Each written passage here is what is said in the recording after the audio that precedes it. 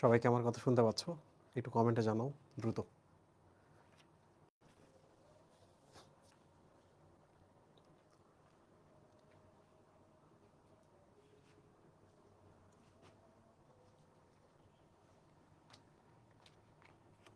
সবাইকে আমার কথা শুনতে পাচ্ছ?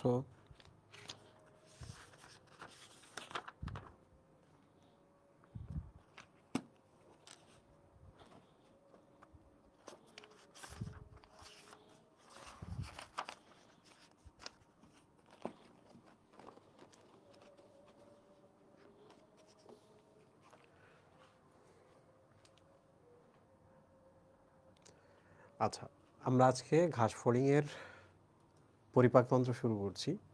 ঘাসফড়িংয়ের পরিপাকতন্ত্র দেখার সময় আমাদের কিছু বেসিক জিনিস শিখতে হবে। ওকে, ধরা যাক ঘাসফড়িংয়ের শুক্রাণু প্লাস ঘাসফড়িংয়ের ডিম্বাণু দুইজন পরস্পরের সাথে যুক্ত হয়ে জাইগোট তৈরি হয়েছে। This is zygote. ওকে,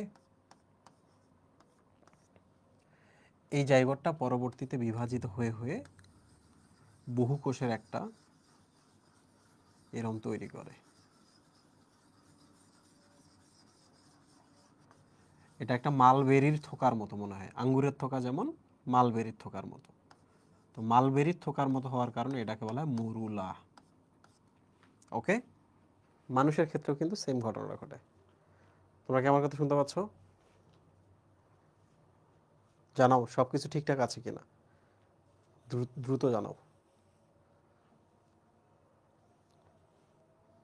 ওই যে ওখানে মাইক্রোফোন অফ দেখাচ্ছে নিচে, ডান কর্নারে নিচে।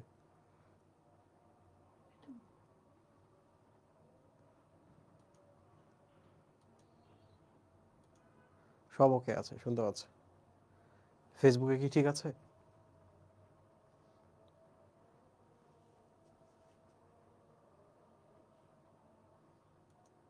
আমাকে তো ব্লার লাগতেছে। ঠিক আছে, ফেসবুকে ঠিক আছে। এই দেখো, এটা শুক্রাণু এবং একটা ডিম্বাণু যদি মিলিত হয়, প্রথমে জাইগোট তৈরি হয়।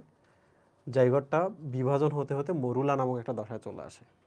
মরুলা কি? মরুলা হচ্ছে যখন অনেকগুলো কোষ তৈরি হয়ে মালবেরির থোকার মতো মনে হয়। তো এখানে একটা কথা আছে, এই কোষগুলো দেখতে পাচ্ছ, এই কোষগুলো কিন্তু বাচ্চা কোষ বা অপরিণত কোষ। ওকে, অপরিণত কোষ। তোমরা জানো অপরিণত যে কোনো কোষকে বলে ব্লাস্ট কোষ। কি বলে? ব্লাস্ট। পরিণত হলে সাইট বলতাম আমরা, ঠিক না? তাহলে এবার পরের পরের স্টেপটা দেখো তো। পরের স্টেপে যেটা হয়, পরের স্টেপটা দেখো সবাই।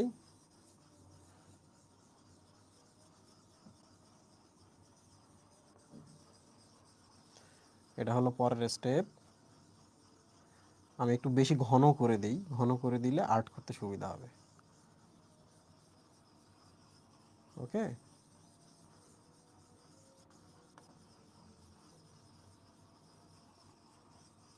এইরকম একটা দশা হবে, ঠিক আছে? তো এই দশাটাতে যেটা হয়, এরকম কিছু গর্ত থাকতে পারে, এরকম কিছু গর্ত থাকতে পারে, ঠিক আছে? এরকম কিছু গর্ত থাকতে পারে। তো এই গর্তটাকে আমরা সিল বলতে পারি না? এই গর্তটাকে আমরা কি সিল বলতে পারি কিনা? সিল মানে হচ্ছে ক্যাভিটি। এটার নাম হচ্ছে ব্লাস্ট কোষের মাঝখানে যেহেতু থাকতেছে, তাহলে এটার নাম হচ্ছে ব্লাস্টোসিল। কি এটা? ব্লাস্টোসিল। 2 নাম্বার হচ্ছে এই জিনিসটার তখন নাম কি হয়ে যায়? পুরো জিনিসটার নাম হয়ে যায় ব্লাস্টুলা। পুরো জিনিসটার নাম তখন কি হয়ে যায়? ব্লাস্টুলা। তাহলে প্রথমে হচ্ছে জাইগোট, তারপর মরুলা, তারপর ব্লাস্টুলা। কোষগুলোর নাম হচ্ছে ব্লাস্ট কোষ, গহ্বরটার নাম হচ্ছে ব্লাস্টোসিল, ঠিক আছে? এখন আমরা একটা জিনিস দেখব, সেটা হলো, সেটা কি?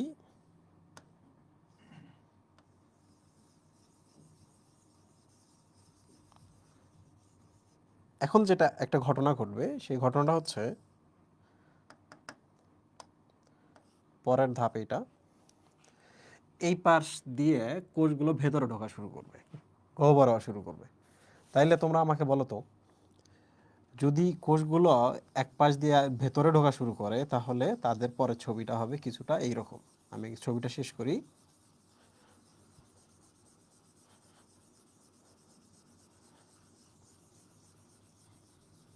ছবিটা আমি শেষ করি।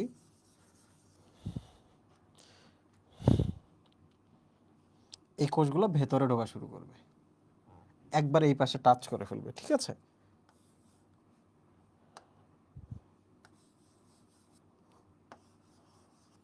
তাহলে বলো তো, যে গহ্বরটা ছিল মাঝখানে, সেই গহ্বরগুলো কোন দিকে যাবে? এই যে এইদিকে। গহ্বরটা আমরা একটু ছোট করে দিলাম, এই যে এদিকে চলে গেল।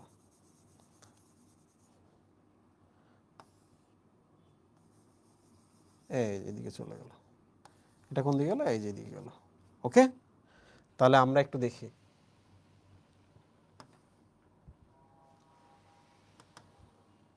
আমরা এখন একটু দেখি। এইটার নাম হচ্ছে কি বলতো? ব্লাস্টোসিল, তাই না? আর এই যে গহ্বরটা দেখতে পাচ্ছ, এটা কিন্তু আমাদের আদি পরিপাক নালী, প্রথম পরিপাক নালী। ঘাস ফড়িংয়ে একটা পরিপাক নালী তৈরি হলো, এইদিকে মুখ থাকবে, এদিকে পায়ুপথ থাকবে। তাহলে বলো তো, এই গহ্বরটার নাম কি হবে? আর্কেন্টেরন না? কি নাম হবে? আর্কেন্টেরন। এই যে আর্কিও শব্দের অর্থ হলো প্রথম, আর অ্যান্টেরন শব্দের অর্থ হলো পরিপাক নালী। তোমরা কি এটা বুঝছো?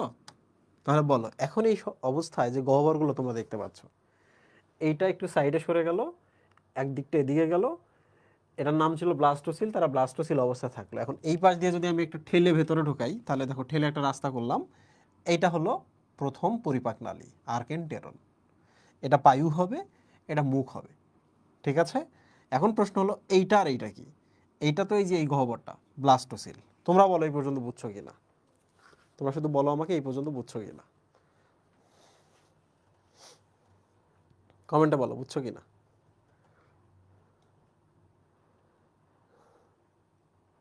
কমেন্ট করে না কেন? Thank you, okay, very good. আচ্ছা, এবার আমি তোমাদের আর একটু গভীরে প্রবেশ করাই, আমরা আরো ডিপে প্রবেশ করব। বলো তো, এই যে যে কোষগুলো আমরা ঠেলে ভেতরে ঢুকাইলাম, এই যে এখান থেকে, এই যে বাইরে যেগুলো ছিল, এগুলো হচ্ছে বাইরের কোষ না? বাইরের কোষগুলো আমরা ঠেলে ভেতরে ঢুকাইলাম না? বাইরের কোষগুলো আমরা কি করলাম? ঠেলে এই যে ভেতরে ঢুকাইলাম। এগুলো বাইরের দিকের কোষ, বাইরের দিকের কোষ, বাইরের দিকের কোষ। তাহলে বলো তো, এরকম হয়েছে না যে কোষগুলো আমরা ঠেলে ভেতরে ঢুকেছি? এই যে ভেতরে যে কোষগুলা গেল, এই কোষগুলাকে আমরা এক কাজ করি, এই যে কোষগুলা, তাহলে বাইরের এই কোষগুলোর নাম কি বলো তো? অ্যাক্টোডার্ম না? একটোডার্ম। আর ভেতরে যে কোষগুলা গেল, এই যে কোষগুলা, তাহলে বলো তো এই কোষটার নাম কি হবে তখন? এই কোষগুলা, এগুলোর নাম হচ্ছে এন্ডোডার্ম।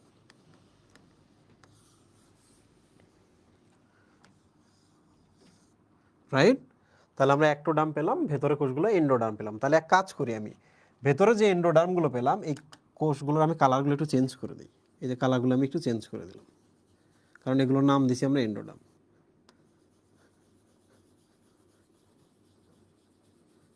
ঠিক আছে?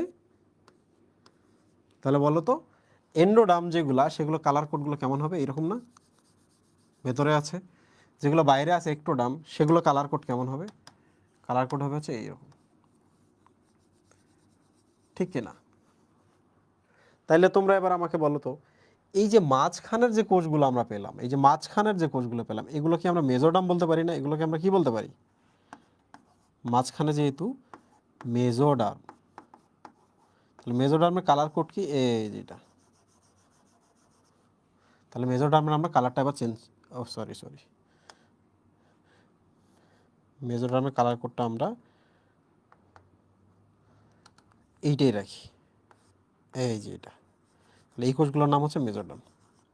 ওকে, তাহলে আমরা আরেকবার দেখি, পুরো ব্যাপারটা আমরা দেখি। আমরা এখানে ঠেলে কিছু কোষ এই পাশ থেকে ওই পাশে নিয়ে গেছি, ঠেলে নিয়ে গেছি। তাহলে এগুলো অ্যাক্টোডার্ম। ভেতরে যে কোষগুলো এখন থেকে গেল, ঠেলে যেগুলো ভেতরে নিয়ে গেলাম, এই দেয়াল বেয়ে থেকে গেল, এগুলোর নাম হচ্ছে এন্ডোডার্ম। বাইরের কোষগুলোর নাম একটোডার্ম। একটোডার্ম এবং এন্ডোডার্মের মাঝখানে যে কোষগুলো রয়েছে এগুলো হচ্ছে মেজোডার্ম। মেজো মানে মাঝখানে। তো প্রিয় স্টুডেন্ট, তোমরা এবার আমাকে বলো তো এই গহ্বরটার নাম কি, এই গহ্বর দুইটার নাম কি, এই গহ্বর দুটোর নাম কি? সবাই বলো। তুমি যদি পানির মাঝখান দিয়ে চলে গিয়ে পানি দুটোকে আলাদা করো, তাহলে এই পাশের পানি আর এই পাশের পানি, বা এই পাশের ফাঁকা জায়গা এই পাশের ফাঁকা জায়গা হচ্ছে ব্লাস্টোসিল, রাইট? এখন প্রশ্ন হলো, ব্লাস্টোসিল নামক আমরা গহ্বরটা পেয়েছি, কিন্তু এই সময় যেটা হয় জানো কি হয়? তুমি আমাকে বলো তো এই পাইপটাই কি, এই যে পাইপটা, এই যে এই পাইপটা, এন্ডোডার্মের যে কোষগুলো তোমরা দেখতে পাচ্ছ, কালার কোডটা ঠিক করে দিই, এই যে এন্ডোডার্মের যে কোষগুলো তোমরা দেখছো, এই যেগুলো, তোমরা আমাকে বলো তো এই কোষগুলাই কি পরবর্তীতে একটু পেঁচিয়ে পেঁচিয়ে, মানুষের ক্ষেত্রে চিন্তা করো তো, এই কোষগুলা কি পরবর্তীতে এইরকম হয়ে পাকস্থলী তৈরি করে না? বলো তো, পাকস্থলী তৈরি করবে না? তাহলে এই যে এখানকার যে কোষগুলো আছে এরা একটু এদিকে সরে যাবে, এই কোষটা একটু ভেতরে যাবে, তাহলে এখানে একটা পাকস্থলী তৈরি হবে, তাই তো? তো তোমরা আমাকে বলো তো, যদি পাকস্থলী এখানে একটা তৈরি হয়, তাহলে এই যে এই জায়গাটা নিরেট না, এই জায়গায় অনেক কোষ আছে না? তাহলে এখানে যে পাকস্থলী তৈরি হয়, ওই পাকস্থলীটা কি বড় হতে পারবে? পারবে না। পাকস্থলী তখন বড় হইতে পারবে না। তাহলে এক কাজ করতে হবে, সেটা কি? সেটা হলো এই জায়গায় কিছু গহ্বর ক্রিয়েট করতে হবে। এই যে আমরা একটা গহ্বর ক্রিয়েট করলাম। তাহলে এই যে গহ্বরটা ক্রিয়েট হইলো, তখন যদি এখানে পাকস্থলী হয়, এটা এই রকম যদি হয়, এটা যদি এই পাশে বাড়েও, এটা যদি এই পাশে বাড়েও, তাহলে এরা যত দূরে যাবে না কেন এই গহ্বরটা ঠেলে ঠেলে যাবে, ঠিক না? তাহলে আমরা আগের তো ব্লাস্টোসিল পাইছিলাম, পাকস্থলী যেন তৈরি হয় এই জন্য আমরা কি করলাম? গহ্বর ক্রিয়েট করলাম। তোমরা আমাকে বলো তো এই গহ্বরটা কোন স্তরের উপরে হয়েছে? বলো তো গহ্বরটা ভ্রূণের কোন স্তরে হয়েছে? ভ্রূণের হচ্ছে মেজোডার্মে হয়েছে না? এগুলো তো মেজোডার্মের কোষ ছিল, মেজোডার্মের ভেতরে আমরা গহ্বর পেলাম, রাইট? তো এই যে গহ্বরটা দেখতেছো, এই গহ্বরটাই তোমরা যারা পড়াশোনা করো তারা জানো, এটার নাম হচ্ছে সিলম। তাহলে বলো তো সিলম মানে কি? সিলম মানেও কিন্তু সিল, COEL, সিল মানেও কি? ক্যাভিটি বা গহ্বর, তাই না? তাহলে প্রথমে একটা গহ্বর ছিল যেটা দুই সাইডে গেছে, এই যে এখানে, পরে আমরা আবার গহ্বর ক্রিয়েট করছি মেজোডার্মের ভেতরে, এই গহ্বরটার নাম হচ্ছে সিলম। তাহলে বলো তো সিলম নিয়ে যদি আমি প্রশ্ন করি তোমাকে, তুমি প্রশ্নের উত্তর দিতে পারবা? প্রথম প্রশ্ন হলো, সিলম কখন তৈরি হয়? বড় হওয়ার পর নাকি ভ্রূণ দশায়, যখন ছোট ছিলাম তখন? ভ্রূণ দশায়, রাইট? তাহলে আমি এখানে লিখি সিলমের বৈশিষ্ট্যগুলো কি জিনিস। এটা কিন্তু আমরা 1 নম্বর চ্যাপ্টারে পড়তাম, কিন্তু আমরা আগেই পড়তেছি। 1, ভ্রূণ দশায় তৈরি হয়।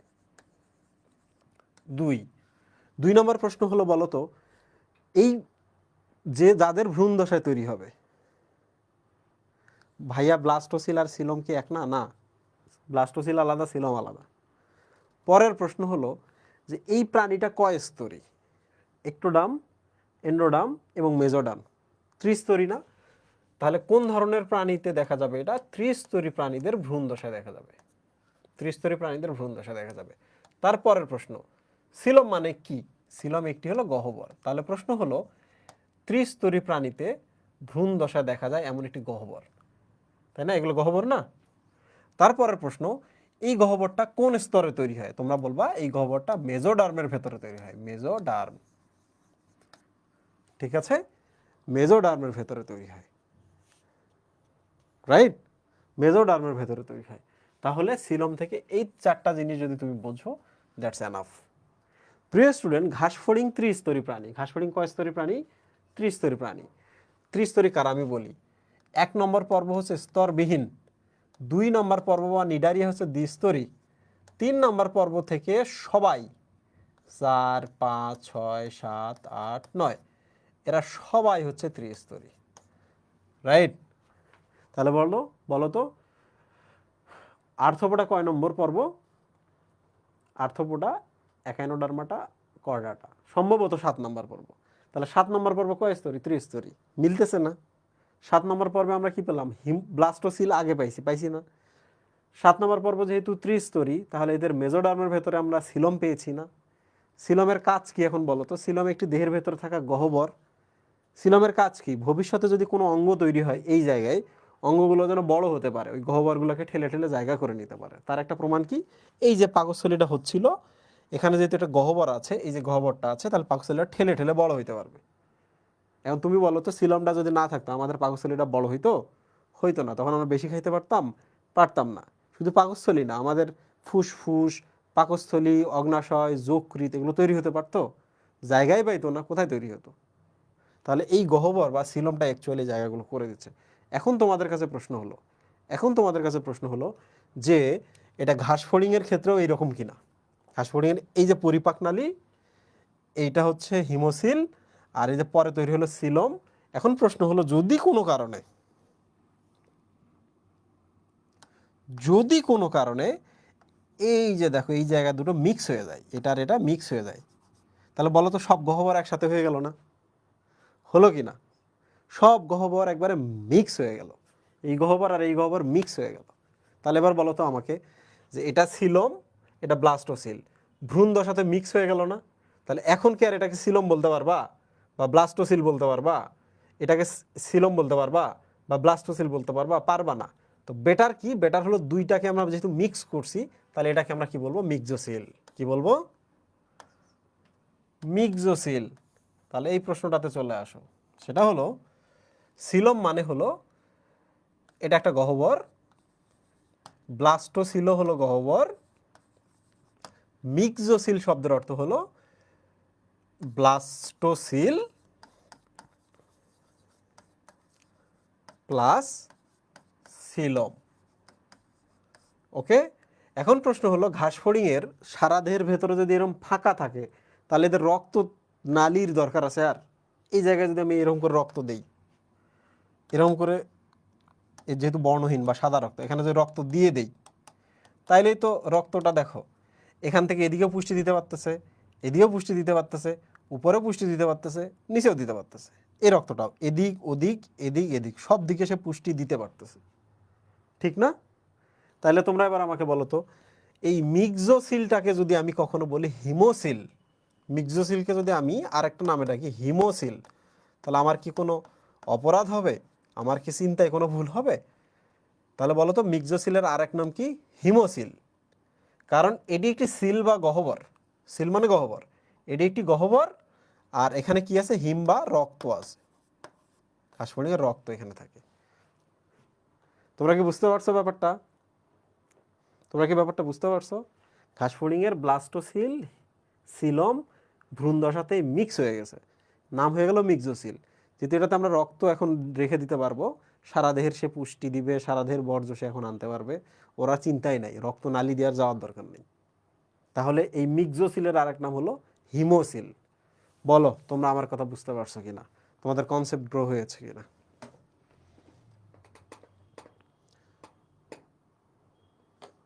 বলো। কথা কিন্তু দুই তিনটা। প্রথম প্রশ্ন, ঘাসফড়িং কয় স্তরী? আসবে, তোমরা বলো 30 স্তরী। পরের প্রশ্ন, ঘাসফড়িং সিলম আছে? তোমরা বলো হ্যাঁ, সিলম ভ্রূণ দশায় থাকে। ঘাসফড়িংয়ের ভ্রূণ দশায় সিলমটা কার সাথে যুক্ত হয়? উত্তর কি? ব্লাস্টোসিলের সাথে। সিলমটা ব্লাস্টোসিলের সাথে যুক্ত হয়। তখন আমরা এটাকে কি বলি? এটা একটা প্রশ্ন। মিক্সোসিল। মিক্সোসিলের মধ্যে কি থাকে? বড় হওয়ার পরে কি থাকে? ওখানে রক্ত থাকে। রক্ত মানে হিম। তাহলে এখনকার গহ্বরটার নাম কি? মিক্সোসিল বা হিমোসিল, তাই না? এখন বলো তো, আমি যদি এখন এইটাকে একটা ঘাসফড়িং বানাই, তোমরা আমাকে বলো তো, এই চিত্রটাকে যাতে আমি একটা ঘাসফড়িং বানাই, এরকম হবে কিনা?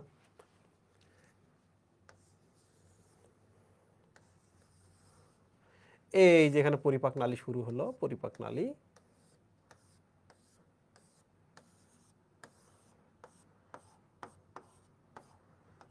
তোমরা এবার আমাকে বলো তো মিলতেছে কিনা?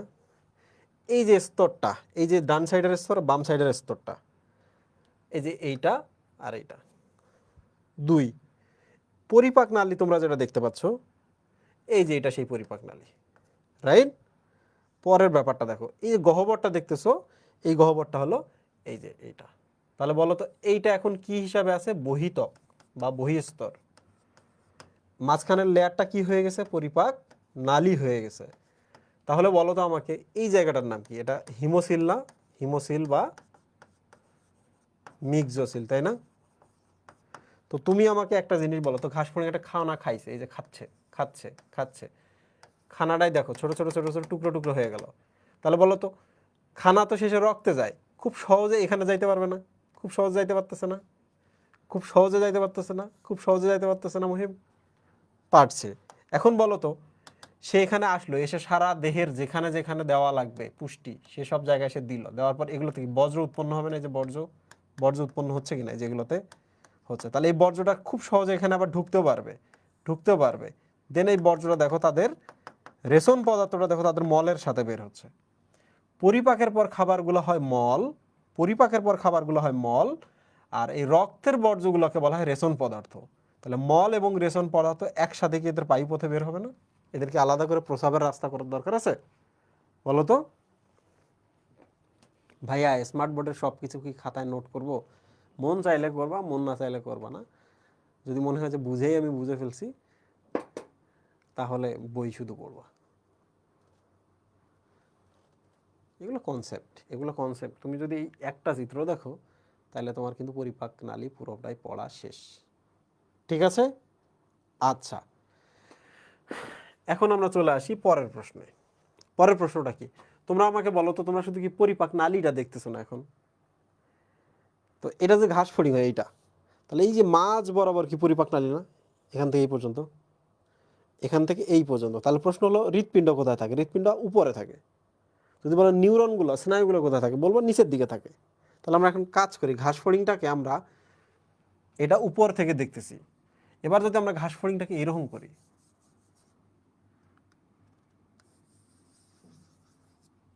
এরকম করলাম, এরকম করলাম, পেট পিঠ মাঝখানে। তো তোমরা এবার আমাকে বলো তো, ঘাস ফড়িংয়ের পরিপাক নালীটা কি এরকম হবে না? এই যে এখান থেকে যাবে,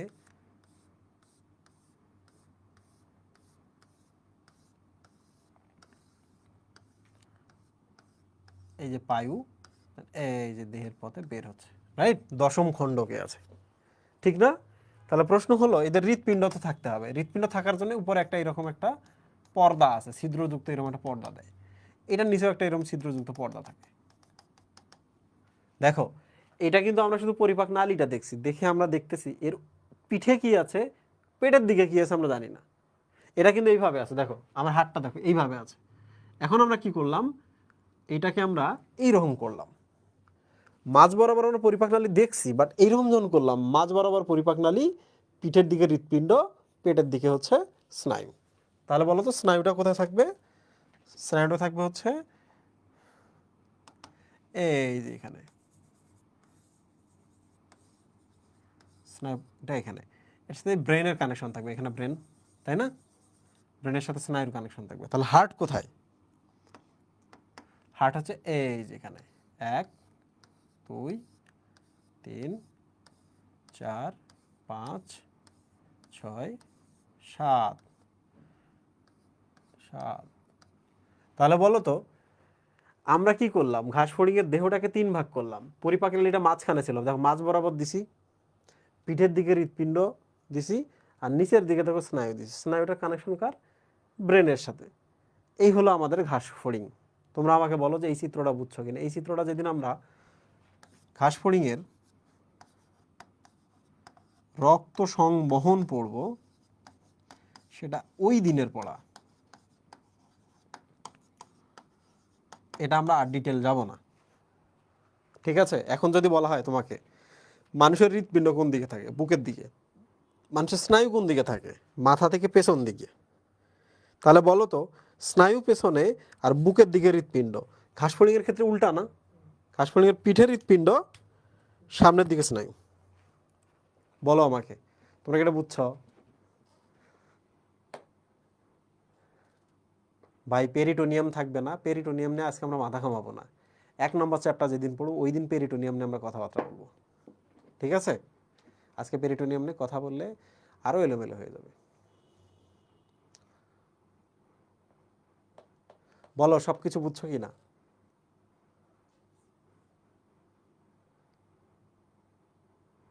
স্নায়ু মানে কি ভাইয়া মেরুদণ্ড বুঝাইছে? আরে না, এতে তো মেরুদণ্ড নাই। স্নায়ু মানে মেরুদণ্ড না, স্নায়ু মানে হচ্ছে ব্রেনের তার, লম্বা লম্বা তার, সারা দেহের মধ্যে কমিউনিকেশন। তাহলে আমরা আসি প্রথম স্লাইডে। তাহলে বলো প্রথম স্লাইডে সবই পারবা কি না? বইয়ের দেখবা ঘাসফড়িংয়ের যখন সিলম এবং অন্তর্গঠনের প্রথমে টপিক আছে, তারপরে টপিকের নাম কি? তারপরের টপিকের নাম হচ্ছে এই যে ওখানে এই প্রশ্নগুলো আছে, এগুলো আমরা একটু সলভ করি। বলো তো হিমোসিলের পৃষ্ঠদেশে কি থাকে? উত্তর কি? এদের দেহটা পুরোটা হিমোসিল না এগুলা? তাহলে এগুলো কি পুরোটা হিমোসিল কিনা, এলাকাগুলো পুরো হিমোসিল কিনা? হিমোসিলের পৃষ্ঠ দেখে থাকে হৃৎপিণ্ড। আরে দেখো হৃৎপিণ্ডের এই যে একটু নালী, অল্প একটু সামনের দিকে, এই যে দেখো অল্প একটু। তাহলে বলো তো এটা যদি 7 খণ্ডের হৃদযন্ত্র হয়, নট পিণ্ড। কেন হৃৎপিণ্ড বলা যাবে না? কারণ এটা তো পিণ্ড আকৃতির না। মানুষের হৃৎপিণ্ড কি এরকম না? পিণ্ড। আর এদেরটা কেমন, পাইপের মতো লম্বা না? তাহলে এটাকে আমরা পিণ্ড বলতে পারবো? তাহলে এটার নাম হচ্ছে হৃৎপিণ্ড, আর এইটার নাম কি? হৃদযন্ত্র, তাই না? হৃৎপিণ্ড অ্যান্ড হৃদযন্ত্র। তাহলে প্রিয় স্টুডেন্ট, প্রশ্ন হলো এদের হৃদযন্ত্র, এই যে সামনে একটু রক্তনালী, পেছনে অল্প একটু রক্তনালী, একটুকু, এটার নাম হচ্ছে অ্যাওর্টা বা মহাধমনী। ওকে, অ্যাওর্টা। তাহলে এটার নাম হচ্ছে অ্যাওর্টা। হৃদযন্ত্র এবং অ্যাওর্টা থাকে পৃষ্ঠীয় দেশে, মাঝ বরাবর থাকে পরিপাকতন্ত্র এবং নিচের দিকে থাকে স্নায়ুতন্ত্র, তাই না? এগুলো স্নায়ু না? স্নায়ুতন্ত্র। তাহলে প্রিয় স্টুডেন্ট, এই প্রশ্নটার উত্তর করো। হিমোসিলের পৃষ্ঠদেশে কি থাকে? হৃদযন্ত্র এবং অ্যাওর্টা। অ্যাওর্টা মানে ওই যে অল্প একটু যে রক্তনালী, ওইটা। অঙ্গীয় দেশে পেটের দিকে কি থাকে? স্নায়ুতন্ত্র। স্নায়ুতন্ত্র, তাই না? পেটের দিকে। হিমোসিলের মাঝ বরাবর কি থাকে? পৌষ্টিক নালী বা পৌষ্টিক তন্ত্র। বলো যে তোমরা এটা পারবা কিনা, তোমরা এই প্রশ্নটার উত্তর করতে পারবা কিনা? পারবা তো? তোমাদের পরীক্ষা কবে শেষ হইতেছে? তোমাদের কলেজে কি পরীক্ষা চলতেছে? তোমাদের অ্যাটেন্ডেন্স কমে গেছে কেন? পিণ্ড বলতে কি 4টি অংশ বোঝায়? না রে, পিণ্ড বলতে পিণ্ড আকৃতি বোঝায়, গোল আকৃতি, এরকম পিণ্ড। 5 তারিখ শুরু, 14 তারিখ শেষ। বুঝছি, এক্সাম শেষ। যাদের এক্সাম শেষ হয়েছে তারা আর কষ্ট কইরো না, কষ্ট দিও না নিজেকে, রেগুলার পড়াশোনা করবা। আচ্ছা, এবার ঘাসফড়িংয়ের আমরা পৌষ্টিক তন্ত্রে চলে আসি। বলো তো কোনটার কথা আমি বলতেছি?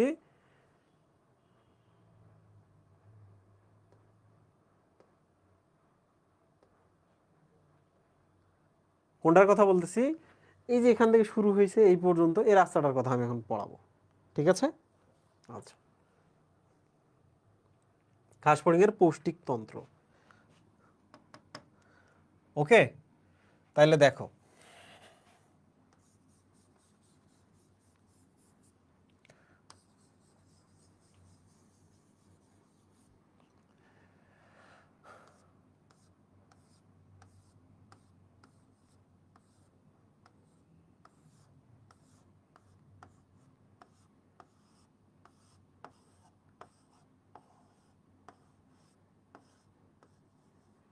তাহলে এইটা অ্যাকচুয়ালি পৌষ্টিক নালী। এটার নাম কি মুহি? পৌষ্টিক নালী। আর এই যে দেখো, এগুলো হচ্ছে গ্রন্থি, এরা এই যে এখানে যায়, এগুলো হচ্ছে গ্রন্থি,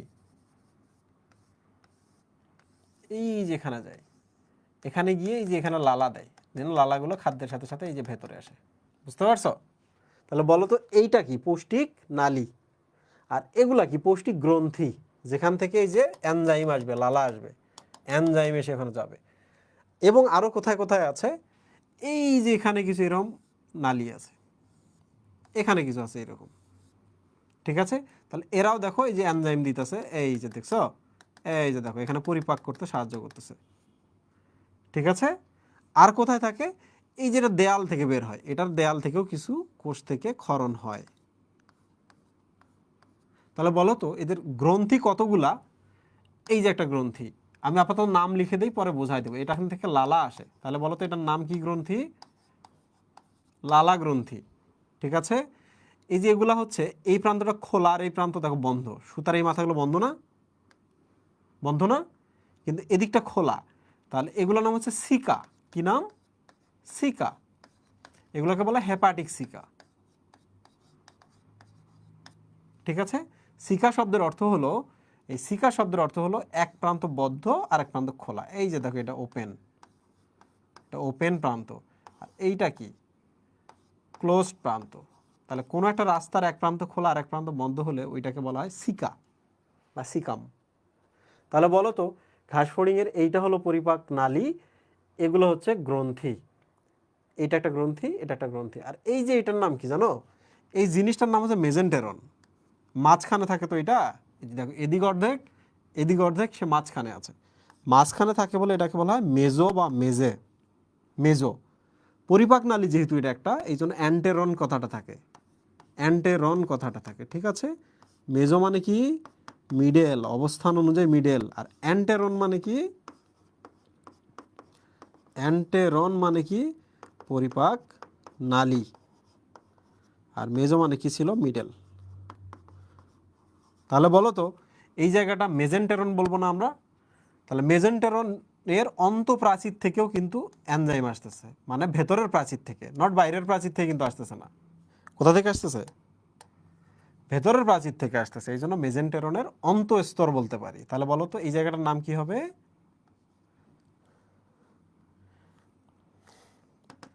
এই দেয়ালটার নাম কি হবে? এই দেয়ালটার নাম মেজেন্টেরনের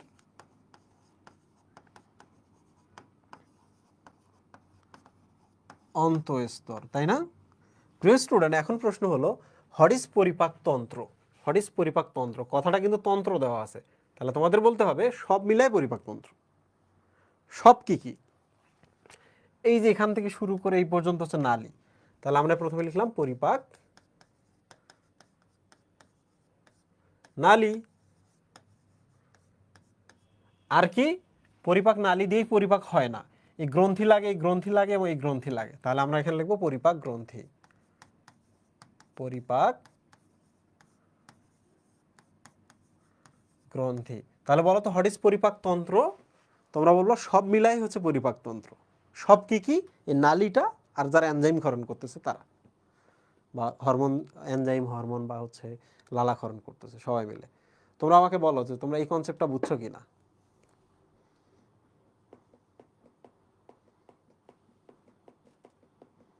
ভেরি গুড, গুড।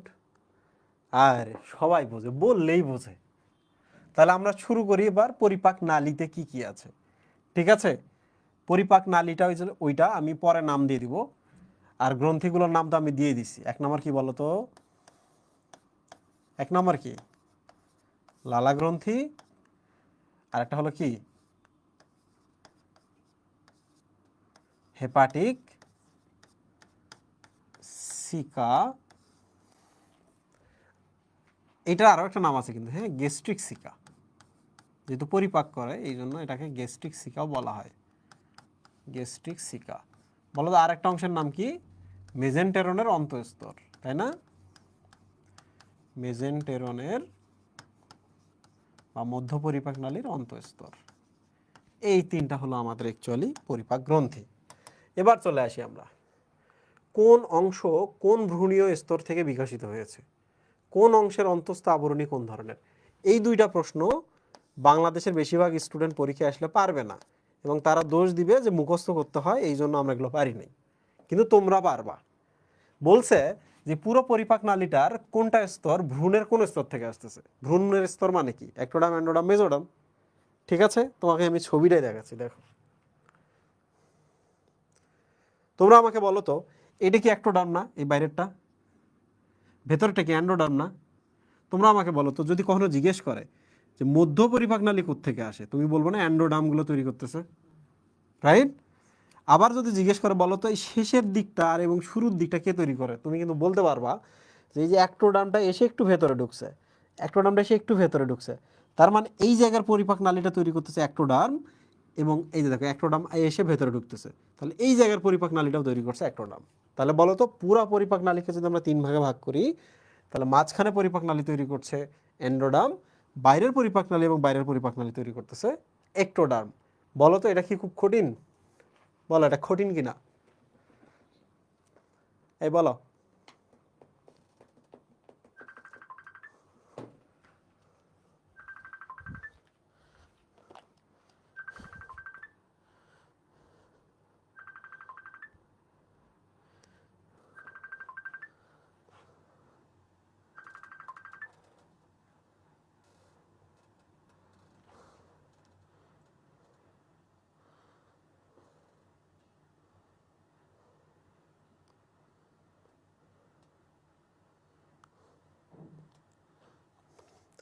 কঠিন কঠিন না। তাহলে আমরা শিখলাম পুরো পরিপাক নালীর এক প্রান্ত আমরা দেবো একটোডাম, নিচের প্রান্ত আমরা বলবো একটোডাম, মাঝখানটা বলবো এন্ডোডাম, রাইট? তাহলে আমরা চলে আসি হচ্ছে আমাদের স্লাইডে। ওকে, তাহলে আমরা পুরো পরিপাক নালীকে কোন স্তর থেকে বিকশিত হয়েছে দেখো। সমস্যা এই জায়গায়, তুমি কিন্তু এখানে সাথে সাথে কনফিউজড হয়ে যাবা। এই জায়গাটা একটোডাম থেকে আসার কথা না, বলো তো আসার কথা কি না? তাহলে বলো তো এই জায়গাটা একটোডাম থেকে আসার কথা কি না, রাইট? আর মাঝখানটা কোথা থেকে আসার কথা? এন্ডোডাম থেকে। বাট যে জিনিসটা মনে রাখবা, এই জায়গাটা আরো একটু ভেতরে সরে আসে, এই জায়গাটা ভেতরে সরে আসে। কতটুকু আসে? এই যে এই পর্যন্ত, এই যে এই পর্যন্ত। তাহলে বলো তো এটুকু একটোডাম মানে কি? ওটা যে আরো ভেতরে গভীরে চলে যায়, তাহলে পুরোটাই কি একটোডাম না? এই জায়গাটা একটোডাম না? তাহলে বলো তো এটা যদি আরো ভেতরে এই পর্যন্ত যায়, এই পর্যন্ত, তাহলে তবুও আমরা এটাকে একটোডাম বলবো কি না? মাঝে মাঝে হয় না, মানে আমরা কোনো কিছু একটু গর্ত করতে গিয়ে আরো বেশি গর্ত করে ফেলি। এটা তো বাইরে থেকে তুমিই করছো কি না? Like that. একটোডামে এটুকু হওয়ার কথা, এটুকু হওয়ার কথা তা না, ওরা আরো ভেতরে ঢুকায়। দিস ইজ কল ইনভ্যাজাইনেশন, ভেতরের দিকে চলে যাওয়া, ভেতরের দিকে প্রবেশ করা। তাহলে আমরা বলবো কি, পুরো পরিপাক নালীকে যদি আমরা 3 ভাগে ভাগ করি, অগ্র পরিপাক নালী, মধ্য পরিপাক নালী, পশ্চাৎ পরিপাক নালী, তাহলে এবার বলো আমাকে অগ্র মধ্য পশ্চাৎকে তোমরা কিভাবে বলবা? 4 নম্বর প্রশ্নের উত্তর আমি এবার দিলাম। অগ্র পরিপাক নালী বা অগ্র অন্ত্র কি লিখবা? মধ্য পরিপাক নালী বা মধ্য অন্ত্র বলো কি লিখবা? পশ্চাৎ পরিপাক নালী বা পশ্চাৎ অন্ত্র বলো কি লিখবা? কোনটা কোন ভ্রূণের স্তর থেকে আসছে? উত্তর দাও তো, উত্তর দাও। অগ্র আসছে একটোডাম, মধ্য আসছে এন্ডোডার্ম, পশ্চাৎ আসছে একটোডাম। ইয়েস। তাহলে বাংলাদেশের সবাই এই জায়গায় ভুল করবে, কিন্তু তুমি এই জায়গায় আরামসে দাগিয়ে পরীক্ষাতে বাইর হয়ে বলবা যে আমি কনফিডেন্ট। আর বাকিরা সবাই বলবে কি, ওটা ওটা যে একটো হয়, মাঝখানেরটা মেজো, শেষেরটা হচ্ছে অ্যান্ডো, তাই না? উল্টা পাল্টা করে ফেলবে, কিন্তু আমরা তো কনসেপ্ট জানি। এখানে মেজো আছে কিছু, বলো তো? মেজো বলে কিছু নাই। মেজোটা কি হয়েছে? মেজোটা দেখো ফাঁকা হয়ে গেছে, মেজোতে কিছু নাই, রাইট? আচ্ছা, এখন পরের প্রশ্নটা হচ্ছে 5 নম্বর প্রশ্ন। বলো তো 5 নম্বর প্রশ্ন কি বলছে? কোন অংশের অন্তঃস্থ আবরণ কোন ধরনের এবং কেন? তাহলে আমি এক কাজ করি, আমি 3 ধরনের আবরণের নাম লিখি। সেটা হলো, দেখো ভালো করে দেখো, তুমি খাচ্ছ একটা খাবার, তোমার এই পরিপাক নালীটাতে খাবারটা যাচ্ছে, কে যাচ্ছে? ফুড। তুমি বলো তো প্রথম দিকে কি খাবারটা অনেক শক্ত থাকে না? তাহলে শক্ত যদি হয়, তাহলে বলো তো এই যে ভেতরে একটা শক্ত আবরণ দিতে হবে না, যেন আমার পরিপাক নালীটা ছিঁড়ে না যায়, নষ্ট না হয়। তাহলে শুরুর দিকে ভেতরে যে আবরণটা আমরা দিলাম, এই আবরণটা কি দ্বারা তৈরি হবে বলতো? কাইটিন। ঠিক কিনা? বলো কাইটিন দিয়ে তৈরি হবে কিনা? এখন দেখো, এই যে অগ্র অন্ত্রের পুরোটায় ভেতরটা কি দিয়ে তৈরি হবে বলতো? কাইটিন। এই যে দিলাম আমি কাইটিন, ভেতরের আবরণটা দিয়ে দিলাম কাইটিন, খাবার যেন ভেঙে চুরে দেয়ালগুলোকে নষ্ট না করে। ঠিক আছে? আচ্ছা, এরপরে তোমরা আমাকে বলো তো যে খাবারটা যখন এই জায়গায় চলে আসবে, এই যেখানে আরেকটা আবরণ থাকবে না এটার, বলো তো এটা কি পাতলা আবরণ হতে হবে না?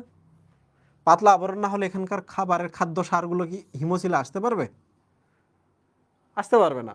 তাহলে তোমাকে এখানে একটা পাতলা জিনিস দিতে হবে। পাতলা বলতে ঝিল্লি, মেমব্রেন, তাই না? পাতলা লেয়ার দিতে হবে। এবং এইটার ভেতর দিয়ে কে যাবে? পুষ্টি যাবে। কে যাবে? পুষ্টি। তাহলে আমি এক কাজ করি, তোমাকে যদি এই পাইপটা দেওয়া হয়, এই যে পাইপটা একটুকু, এই যে এটা প্রস্তুতছেদ করো তো, তোমাকে এই পাইপটা আমি দিলাম, প্রস্তুতছেদ যদি করে এরকম গোল হবে না? তুমি আমাকে বলো, এইটার ভেতরে যদি কোনো ফুড পার্টিকেলগুলো থাকে, এগুলোকে তুমি যদি বাইরে দিতে চাও, তাহলে এইটা চারপাশ জুড়ে একটা পাতলা পর্দা দিবা না? যেখানে ফুডগুলা যেন বাইরে যায়, এখানকার ফুডগুলা যেন বাইরে যায়, এখানে ফুডগুলা যেন বাইরে যায়। ঠিক কিনা? তাহলে এইটার ভেতর দিয়ে খাদ্য সারগুলো যেন বাইরে যেতে পারে, এখানে একটা পাতলা আবরণ দেওয়া হয়। এটাকে বলা হয়, এই যে লেয়ারটা তোমরা দেখতে পাচ্ছ, এটার নাম হচ্ছে পেরিট্রফিক ঝিল্লি। কি বলে? এটা পরীক্ষায় আসবে, পেরিট্রফিক ঝিল্লি। তাই না, বলো তো? দিস ইজ কল পেরিট্রফিক ঝিল্লি। এখন প্রশ্ন হলো, হোয়াট ইজ পেরিট্রফিক ঝিল্লি? পেরি মানে কি, অ্যারাউন্ড না, চারপাশে না? তাহলে এই যে দেখো ভেতরটা এটা কেন্দ্র যদি হয়, দেখো কেন্দ্রের চারপাশ জুড়ে দেখো একটা লাল বর্ডার, পেরি বা অ্যারাউন্ড। ট্রফ মানে হচ্ছে পুষ্টি, ট্রফ মানে কি, পুষ্টি। তাহলে এই ছোট ছোট খাদ্য কণাগুলোই তো পুষ্টি, তাই না? তাহলে চারপাশ জুড়ে একটা পর্দা আছে, সেটার ভেতর দিয়ে পুষ্টি যায়, এই জন্য এই পর্দাটার নাম পেরিট্রফিক বা চারপাশের পুষ্টি পর্দা, পেরিট্রফিক ঝিল্লি। পরের প্রশ্ন হলো, যেখানকার খাবারগুলো যখন শোষণ হয়ে এদিকে যাচ্ছে সবকিছু পুষ্টিগুলো গেল, পুষ্টিগুলো সব গেল, এখন কি বজ্র পদার্থগুলো থাকতেছে না? তোমরা আমাকে বলো, বর্জ্য পদার্থগুলো থাকতেছে কিনা? বর্জ্য পদার্থগুলো সফট এবং নরম না? মলগুলো কি সফট এবং নরম হবে না? তো মলগুলো নামতেছে, তোমরা আমাকে বলো তো, মলগুলো যখন এখানে ছিল, মলগুলো কি ঘন স্যুপের মতো ছিল না? ঘন স্যুপের মতো ছিল না? তো মলগুলো যখন ধীরে ধীরে নিচে নামবে, ধীরে ধীরে ধীরে ধীরে মলগুলো একটু সেমি সলিড হওয়া শুরু করবে না? অর্ধকঠিন হওয়া শুরু করবে না? তাহলে তোমরা আমাকে বলো তো, মলগুলো যত নিচে নামবে তত ধীরে ধীরে সফটনেস, মানে অর্ধকঠিনের দিকে যাবে, তরল থেকে অর্ধকঠিনের দিকে যাবে। তাইলে তোমরা আমাকে বলো তো, মল যত যাচ্ছে, মলে থাকা পানি এবং লবণগুলো এদিকে যাচ্ছে কিনা, বাইরে হয়ে যাচ্ছে কিনা? যাচ্ছে কিনা? এই জন্য এখানকার হচ্ছে কাইমগুলা বা পেস্টগুলা যত নিচে নামতেছে, পেস্ট বা হচ্ছে জুসের আকৃতি থেকে সেমি সলিড হচ্ছে। তাহলে তোমরা আমাকে বলো তো, এটাতে লবণ, এগুলোতে যদি লবণ পানি যাইতে চায়, তাহলে এই লেয়ারটাকে আমরা এমনভাবে তৈরি করব, এখানে কি আমরা কাইটিন দিব? বলো তো, কাইটিনকে আমরা কেন দিছিলাম উপরে? শক্ত জিনিস যেন দেয়ালটার ক্ষতি না করে। তাহলে নিচের দিকের কাইটিন দেওয়ার দরকার আছে? কাইটিন দিলে তো কিছুই যাইতে পারবে না। তাহলে আমরা কিউটিকল দিতে পারি না এখানে, মোমের মতো? বলো তো, বলো, আমরা এখানে কিউটিকল দিতে পারি না? মোম বা লিপিড, তোমরা তো জানো লিপিড, ওই যে একজন বলছে বৈষম্য ভেদ্য, ইয়েস। তাহলে এখানে এমন কিছু একটা দিতে হবে, সবগুলোকে যাইতে দিবে না, পানিটাকে চাইলে যাইতে দিবে, লবণগুলোকে যাইতে দিবে। তাহলে আমরা এখানে কিউটিকল দিব না? কিউটিকল এখানে দিলে তুই পার পাইতা? এখানে কিউটিকল দিলে দেয়াল ফাইটা যাইতো না? আবার এখানে যদি কিউটিকল দিতা, তাহলে কি অনেক যে খাদ্য সারগুলো যাইতো, ওগুলোকে অর্ধেক আটকায় দিত না? তাহলে কিউটিকলগুলো আমরা এখানে দেবো, যে সে কাউকে যাইতে দিবে, কাউকে দিবে না। তাহলে প্রিয় স্টুডেন্ট, শেষের দিকে যে ভেতরের আবরণটা থাকবে, দ্যাট ইজ কল কিউটিকল। শেষের দিকে যে ভেতরের আবরণটা থাকবে, এই যে ভেতরে যে আবরণটা থাকবে, দ্যাট ইজ কল কিউটিকল। ওকে? তাহলে উপর দিয়ে কাইটিন, মাঝখানে পেরিট্রফিক ঝিল্লি এবং শেষে কিউটিকল। তাহলে এবার বলো আমাকে, এই যে আমরা অগ্র অন্ত্র পেলাম, মধ্য অন্ত্র পেলাম এবং পশ্চাৎ অন্ত্র পেলাম, তোমরা বলো কোন অন্ত্রে কোন ধরনের আবরণ দিবা এবং কেন দিবা? কেন দিবা এটা তো তোমরা জানোই, শুধু বলো যে কোনটাতে কি থাকবে, সিকোয়েন্সটা বলো। অগ্র মধ্য পশ্চাৎতন্ত্রের অন্ত আবরণ কি? পরিপাক নালীর ভেতরের দেয়ালটাতে কি আবরণ আছে? বলো বলো বলো।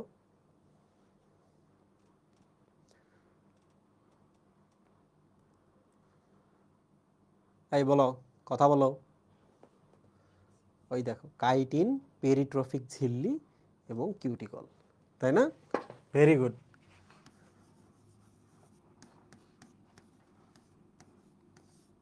Chitin,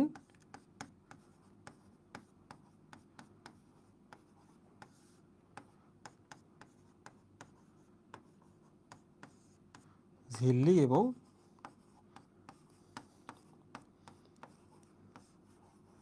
cuticle, right?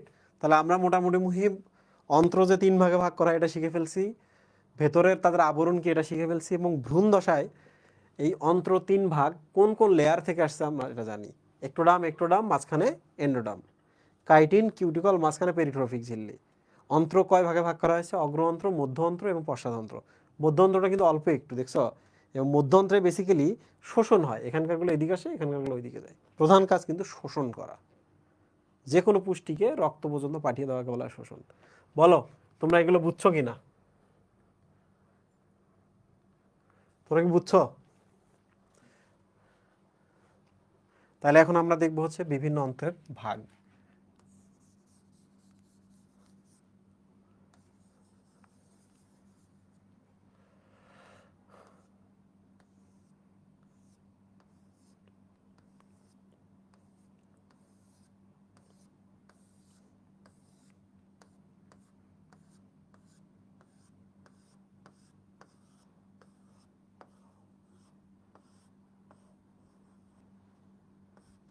ঠিক আছে মহিম? আচ্ছা, তোমরা আমাকে বলো তো, আমরা এই পর্যন্ত কি একটা লেয়ার পাইছি না? এই পর্যন্ত কি আরেকটা লেয়ার পাইছি না? এই অঞ্চলটার নাম কি? অগ্র অন্ত্রনা। এটার নাম কি? মধ্য অন্ত্রনা। এটার নাম কি? পশ্চাৎ অন্ত্র। ঠিক আছে, এখন আমরা অগ্র অন্ত্রটা নিয়ে পড়াশোনা করব। ঠিক আছে, দেখো সবাই, এই জায়গাটা আমি কিভাবে মনে রাখি? মুখ গ্রাস করবে, আমি এইভাবে মনে রাখি। মুখ বা মুখ গ্রাস করবে। সিকোয়েন্সটা মনে রাখার জন্য আমি এটা দিই, না মনে রাখলেও কোনো সমস্যা নেই। মুখ খ না গ লিখবা। ঠিক আছে, তাহলে বলো তো, এই যে এই জায়গাটার নাম কি? মুখ ছিদ্র না? বলো, এই জায়গার নাম কি? মুখ ছিদ্র না? আচ্ছা, তাহলে মুখ ছিদ্র যদি হয়, এই জায়গার নাম কি বলো তো? গলবিল না? গলবিল বা গলা। আর এই যে দেখতেছো খাদ্যটাকে নিচে নামাচ্ছে, তাহলে বলো তো এই জায়গার নাম কি? গ্রাস নালী না? গ্রাস নালী। গ্রাস মানে হচ্ছে খাবারের দলা বা খাওয়া। গ্রাস নালী। বলো ভুল আছে কিনা? আর এই জায়গাটা দেখতে পাচ্ছ, এই জায়গাটা দেখতে পাচ্ছ, দিস ইজ কল ক্রপ। করবেতে হচ্ছে ক্রপ। তাহলে বলো তো, মুখ গ্রাস করবে কাকে? গিজার্টকে। গিজার্টকে। ঠিক আছে, মুখ গ্রাস করবে গিজার্টকে। তাহলে বলো তো এই জায়গাটার নাম কি? এই যে এটা গিজার্ড। গিজার্ড। ঠিক আছে, প্রিয় স্টুডেন্ট, ভাইয়া পৌষ্টিক গ্রন্থি আর পৌষ্টিক গ্রন্থি, পরিপাক গ্রন্থি কি একই? হ্যাঁ হ্যাঁ হ্যাঁ, একই। বলো তো তোমরা এটা বুঝছো কি না? মুখ গ্রাস করবে গিজার্টকে, এগুলো হচ্ছে অন্ত্র, অগ্র অন্ত্রের ভাগ। তাহলে আমরা এক এক করে এখন আগাই। সেটা হলো পরিপাক নালীর তিনটি প্রধান অংশের নাম কি? অগ্রন্ত্র, মধ্যন্ত্র, পশ্চাদন্ত্র। এখন আমরা ওগুলোর হচ্ছে অন্য নাম দেখব। দেখো, তিনটা অংশের নাম হচ্ছে স্টোমোডিয়াম,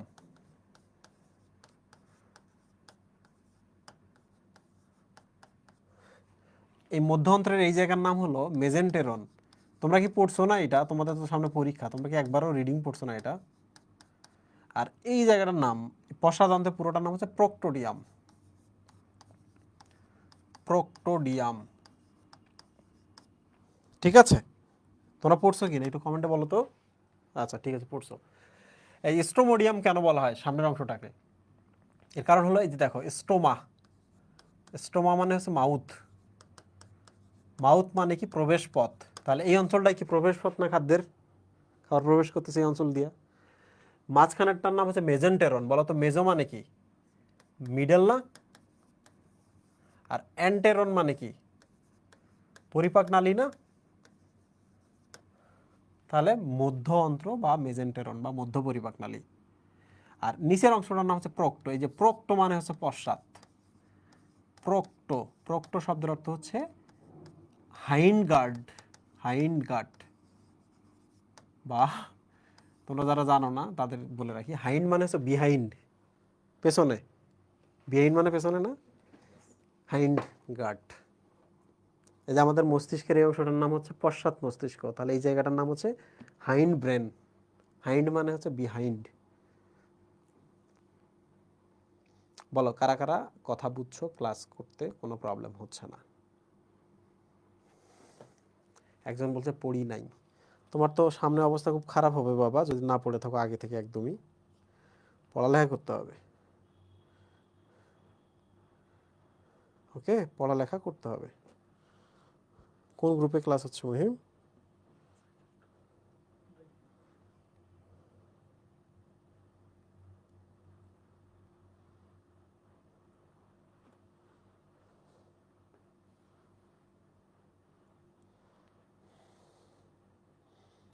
সাইকেল 2-তে, তাই তো?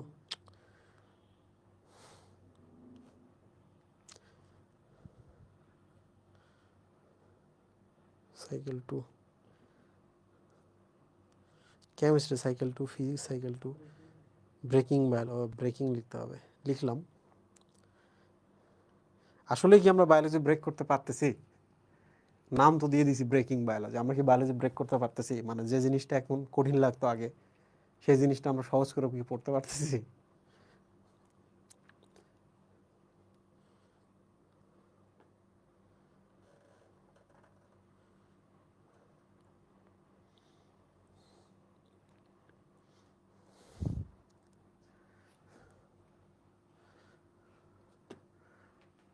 ওকে, কার কার এরকম হয়েছে যে আগে ইডিয়ট ছিলাম এখন তো দারুণ বুঝতেছি? কারা কারা এরকম? কলেজের বায়োলজি এক্সামে কোপ দিছি, খাইছে রে। মুহিব দেখো, সামনেরটার নাম হচ্ছে স্টোমা বা মাউথ, স্টোমা বা মাউথ, এবং এখানে স্টোমাক আছে, যেগুলো স্টোমাক, স্টোমোডিয়াম, মেজেন্টেরন, প্রোক্টোডিয়াম। তোমরা কি কখনো শুনছো যে এন্ডোস্কোপি বলে একটা টেস্ট আছে? এন্ডোস্কোপ, এন্ডো মানে হচ্ছে ভেতরে, স্কোপ মানে দর্শন, মাইক্রোস্কোপ, তাই না? এন্ডোস্কোপ। তো এন্ডোস্কোপি ভেতরে ভেতরে দিয়ে দেখাকে বলে এন্ডোস্কোপি। যেটা পেছন দিয়ে দেয় এইটার নাম কিন্তু হচ্ছে প্রোক্টোস্কোপি। তাহলে প্রোক্টো মানে হচ্ছে পেছন, বুঝছো তোমরা? পেছন দিয়ে দেওয়ারও কিন্তু ক্যামেরা আছে। মানে উপরেরটা খুব কষ্টকর, নিচেরটা আরো মানে দুইটা খুব কষ্টকর আর কি। তো আল্লাহ আমাদের সবাই সুস্থ রাখুক, এমন কোনো পরিস্থিতি না হোক যাতে ক্যামেরা দিতে হয় ভেতরে, যাহা দেখি নাই তাহা দেখবো না, রাইট? আচ্ছা, অগ্র মধ্য পশ্চাৎ পরিপাক নালীর অংশ এখন আমরা পড়বো। আরে পাগলা, আমরা তো পড়ে ফেলছি, আমরা অগ্রটা পড়ে ফেলছি, পরেরগুলো পরে দেখা যাবে। অগ্রর কি কি অংশ? মুখ, গলবিল, ক্রপ, গিজার্ড। আচ্ছা, অগ্র অন্ত্রের ভ্রূণীয় বিকাশ বলো তো কোথা থেকে আসছে? একটোডাম, এন্ডোডাম না মেজোডাম থেকে? বলো বলো বলো। একটোডাম থেকে আসছে না? আচ্ছা, কোথায় পরিপাক শুরু হয় তার আগে বলো তো, অগ্র অন্ত্রের অন্তস্থ আবরণ কি ছিল? কাইটিন ছিল না? পারতেছি তো আমরা প্রশ্ন, একই জিনিস বারবার আসবে। কোথায় পরিপাক শুরু হয়? পরিপাকটা আসলে শুরু কোথায় হচ্ছে? এইটার আগে আমরা এখন একটু কনসেপ্ট পড়বো। দেখো, তোমরা আমাকে বলো তো, এই যে মুখ ছিদ্রের আগে তার বিভিন্ন ধরনের কি অঙ্গাণু আছে না এইরকম? তোমরা আমাকে বলো, তার এই ধরনের কি ওই যে মুখপাঙ্গগুলো আছে না সামনের দিকে? তো তোমরা আমাকে বলো তো, মুখপাঙ্গ এদিক যদি আর এদিক থাকে তাহলে মাঝখানে কি একটা ফাঁকা জায়গা তৈরি হচ্ছে না? এই যে এটা, একটা প্রকোষ্ঠ তৈরি হচ্ছে না? এইটাকে বলা হচ্ছে প্রি ওরাল ক্যাভিটি। ওকে, মুখের সামনে প্রি প্রি ওরাল ক্যাভিটি বা সিবেরিয়াম। ওকে, পরীক্ষায় এটা আসতে পারে যে ঘাসফড়িংয়ের মুখপাঙ্গের এখানে যেটা গহ্বর ক্রিয়েট হয়েছে তার নাম কি? খুব সহজ, ওরাল বা মুখের সামনে আছে, এই জন্য প্রি ওরাল ক্যাভিটি বা সিবেরিয়াম, বইয়ের মধ্যে কিন্তু দেওয়া আছে। ঠিক আছে, তো তারপর পরই দেখো, এটা মুখ ছিদ্র। তোমরা জানো মুখ ছিদ্র পথে খাদ্য প্রবেশ করে, সিম্পল জিনিস, রিডিং পড়লে বুঝবা। তারপর দেখো গলবিল, এই যে জায়গাটা নলের মতন, এই জায়গাটা নলাকার, দেয়ালগুলো মোটামুটি পাতলা হলেও হবে কি না, ভেতরে যেহেতু কাইটিন আছে, দেয়ালগুলো বেশ পাতলা। তারপর এই যে লেয়ারটার নাম কি? এটা হচ্ছে ইসোফেগাস বা অন্ননালী, ইসোফেগাস বা অন্ননালী বা গ্রাস নালী। এটাও কি নলের মতো না? নলের মতো, ভেতরে যেহেতু কাইটিন আছে, বাইরের দিকে পাতলা থাকলে কোনো প্রবলেম আছে? প্রবলেম নাই। এরপর এই জায়গা দেখতে পাচ্ছ, দিস ইজ কল ক্রপ। কি নাম জায়গাটার? ক্রপ। খাদ্য দেখছো, জায়গাটা দেখে মনে হচ্ছে নাকি খাদ্য এই পাশে এসে এখানে জমা হয়? জায়গাটা একটু কি কোণাকার, মোচাকৃতি, খাবার এসে এখানে জমা হয়। তাহলে বলো তো, এই যে এই জায়গায় আমরা একটা গ্রন্থি দিছিলাম না, যেটা এই যে মুখে গিয়ে, এখানে আমরা একটা গ্রন্থি দিছিলাম, এটা মুখে গিয়ে লালাকরণ করে, এখানে লালা আসে, এই যে এখান থেকে এই পাশে লালা আসে। তাহলে খাদ্যও নামতেছে এই পাশগুলোতে, লালাও নামতেছে। তাহলে বলো তো, খাদ্যই যে এখানে না, লালাগুলো এসেও এখানে আসবে না? তাহলে এখানেই প্রথম লালার কারণে খাদ্যের পরিপাক শুরু হচ্ছে না? বলো তো, খাদ্যগুলো সর্বপ্রথম এখানে পরিপাক শুরু হচ্ছে না? পরীক্ষায় এই প্রশ্নটা, মেডিকেল পরীক্ষায় 2বার আসছে। তোমাদের এটা আসবে, কোথায় ঘাসফড়িংয়ের পরিপাক নালীতে কোথায় পরিপাক শুরু হয়? খুব সহজ, এই যে ক আছে না শেষে পরিপাক, কতে হচ্ছে ক্রপ।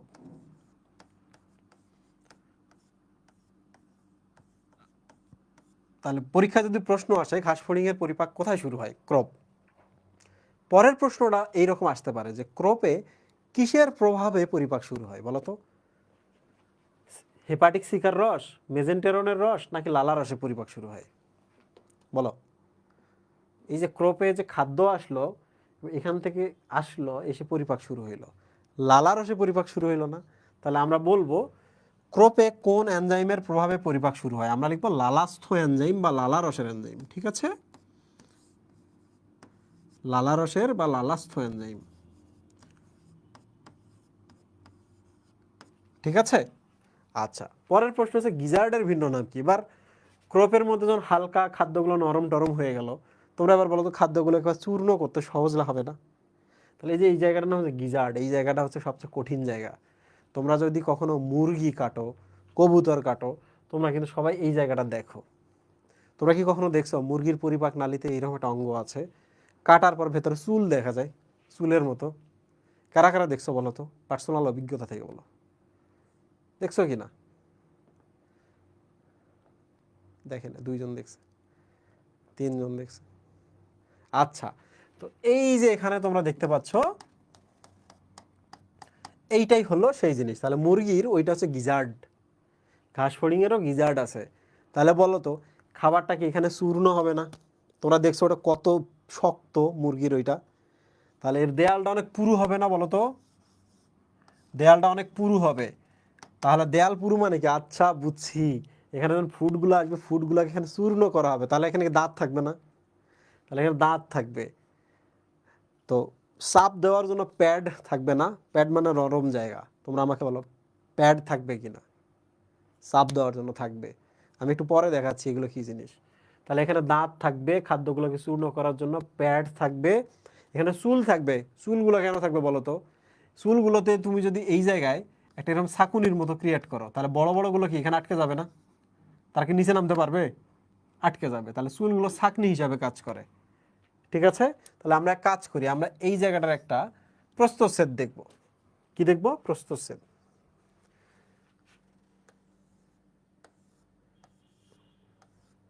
এই জায়গাটার আমরা একটা প্রস্থচ্ছেদ দেখব। এরপর এটা হচ্ছে কি, এটা হচ্ছে মেজেন্টেরন, তাই না? এটার নাম হচ্ছে গিজার্ড, রাইট? তাহলে আমরা এটা কি দেখতেছি? এটা আমরা একটা প্রস্থচ্ছেদ দেখতেছি। তাহলে প্রস্থচ্ছেদটা আমি একটু তোমাদের দেখাই।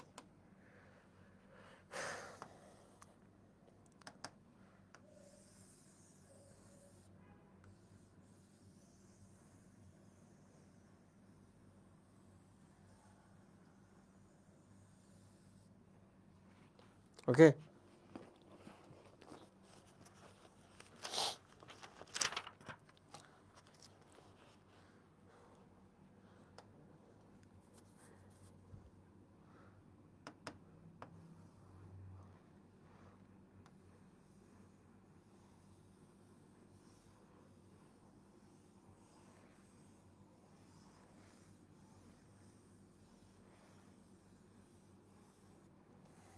কয়টা হলো মুহিম? 6টা হলো না?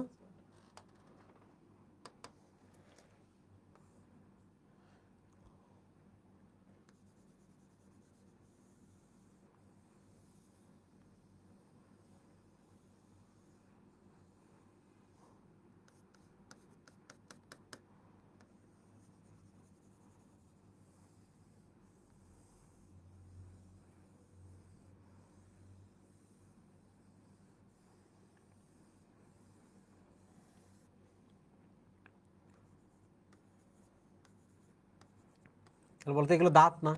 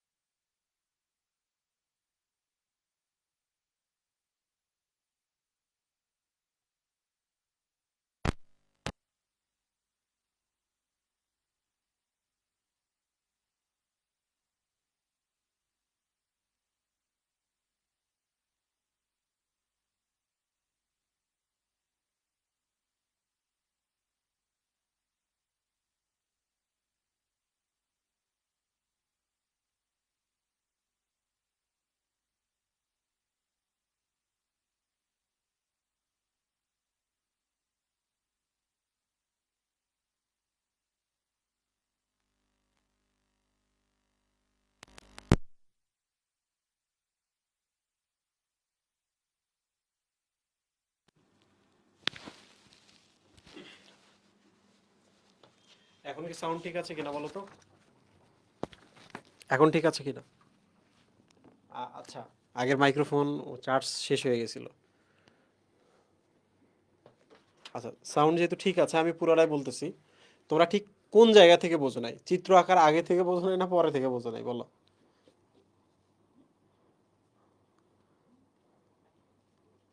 আমি যখন বলছি যে গিজারটাকে আমরা প্রস্থচ্ছেদ করে ভেতরে কি আছে দেখব, চিত্রটা পুরোটাই শুনতে পারে। আচ্ছা, কোনো সমস্যা নেই, এটা 1 মিনিটের পড়া আর কি। দেখো, আমরা কি বলছিলাম যে গিজারটাতে দাঁত থাকে, গিজারটাতে চুল থাকে, গিজারটাতে প্যাড থাকে, গিজারটাতে ভাঁজ থাকে। কোনটা কয়টা করে থাকে, কেন থাকে আমরা দেখার জন্য বলছিলাম আমরা কাটবো, কেটে আমরা উপর থেকে দেখবো কি দেখা যায়। তো যখন কাটছি আমরা প্রস্থচ্ছেদ নিছি এই যে গিজারটার, এইটা আমরা পাইছি। এখন দেখো গিজারটার দেয়ালটা কি অনেক পুরু না? দেখো তো এই যে এখান থেকে এই পর্যন্ত পুরু কিনা? অনেক পুরু।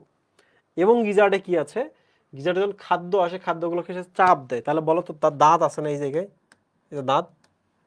তাহলে এই যে বৃত্তাকার পেশিগুলো যদি সংকুচিত হয় তাহলে গিজারটা ছোট হবে না? ছোট হলে এখানে যে ফুড পার্টিকেলগুলো থাকবে, ফুড পার্টিকেলগুলোকে দাঁতগুলো কি চাপ দিবে না? এবং খাদ্যগুলো তখন কি হবে, ভেঙে যাবে না? রাইট? আচ্ছা, তাহলে দেখো এই দাঁতগুলো তৈরির জন্য হলে আমাদের কিন্তু শক্ত জিনিস লাগবে, নাম কি? কাইটিন না? তাহলে বলো তো আমাকে, আমরা অগ্র অন্ত্রের আবরণে কি দিছিলাম? কাইটিন দিছিলাম না? তাহলে এই যে দেখছো এখন কাইটিনের কাজ দেখছো, কাইটিন থেকে আমরা দাঁত নিয়ে আসছি, তাই না? কাইটিন থেকে আমরা দাঁত ক্রিয়েট করতে পারছি। তাইলে শুধু দাঁত এখানে দেখা যাচ্ছে এবং ভাঁজগুলো দেখা যাচ্ছে। ভাঁজগুলো কোথায়? এই যে দেখো এখানে একটা ভাঁজ ভেতরে গেছে, হতে পারতো না এরকম গোলাকার? না হয় কি হয়েছে, দেখো ভেতরের দিকে একটা ভাঁজ চলে আসছে, এই দেখো এটা চলে আসছে, এই দেখো এটা চলে আসছে, এই দেখো এটা চলে গেছে। তাহলে একটা দুইটা তিনটা চারটা পাঁচটা ছয়টা, কয়টা ভাঁজ হলো? 6টা ভাঁজ হলো। রাইট?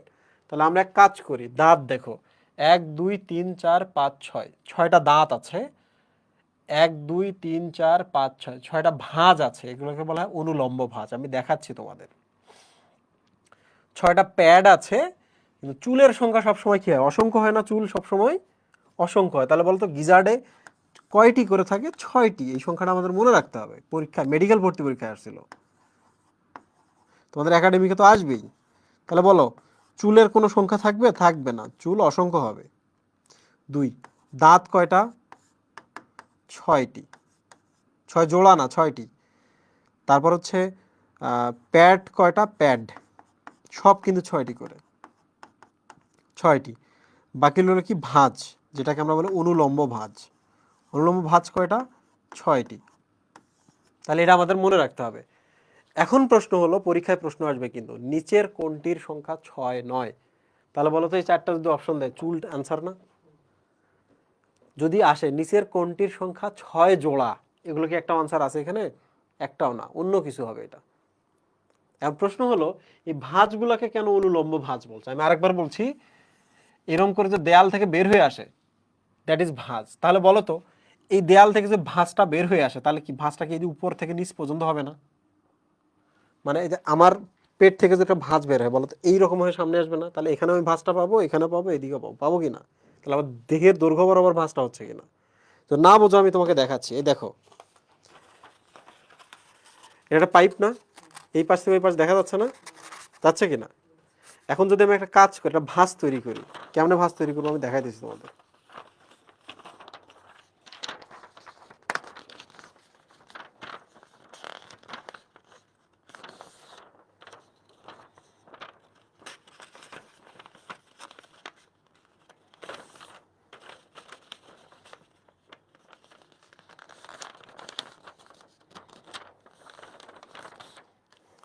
তোমরা আমাকে বলো এখানে কোনো ভাঁজ আছে? নাই। তাহলে যদি এই যে দেখো মাঝখানে একটা চাপ দিলে ওটা ভাঁজ তৈরি হলো না? এটা একবারে এই প্রান্ত থেকে এই প্রান্ত পর্যন্ত ভাঁজটা না? এখন যদি পাইপটা এরকম করি, ভাঁজ একটা ক্রিয়েট করে,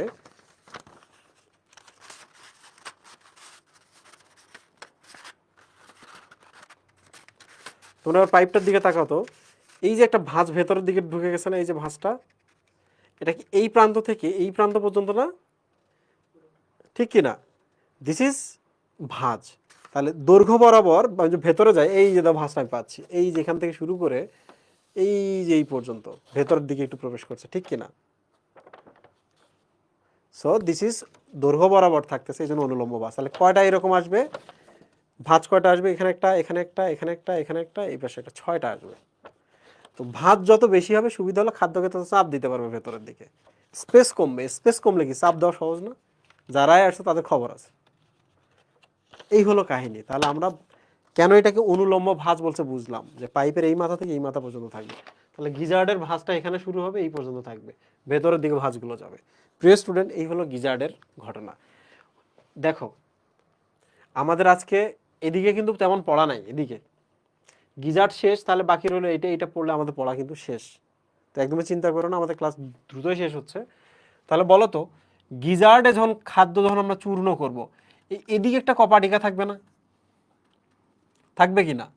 2 নম্বরে যে এখানে একটা কপাটিকা থাকবে না? থাকবে কি না? তাহলে গিজার্ডের খাবার নিচেও যাইতে পারবে না, উপরেও যাইতে পারবে না যখন ভাঙচুর চলবে।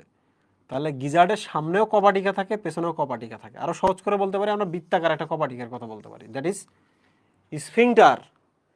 কোনো কিছু এইরকম আছে, বৃত্তাকার যদি সংকুচিত করে, দেখছো বন্ধ হয়ে গেছে, দেখছো রাস্তাটা বন্ধ হয়ে গেছে না, আবার প্রসারিত হলে রাস্তা একটা ওপেন হয়েছে। সো এইরকম বৃত্তাকার পেশি বলয়, পেশি দিয়ে যদি এরকম বৃত্তাকার কিছু হয়, ওটার নাম আর কপাটিকা থাকে না, ওটাকে বলে স্ফিংটার। তাহলে এখানে একটা স্ফিংটার আছে, এখানে একটা স্ফিংটার আছে, ঠিক আছে? তাহলে প্রিয় স্টুডেন্ট, আমরা চলে আসি পরের প্রশ্ন। বলো তো, ক্রপে কোন এনজাইমের প্রভাবে পরিপাক শুরু হয়? এই যে এখানে লালা রসের এনজাইম, বুঝলাম। গিজার্ডের ভিন্ন নাম কি? গিজার্ডের কিন্তু কয়েকটা নাম আছে, এই জায়গার নাম প্রোভেন্ট্রিকুলাস।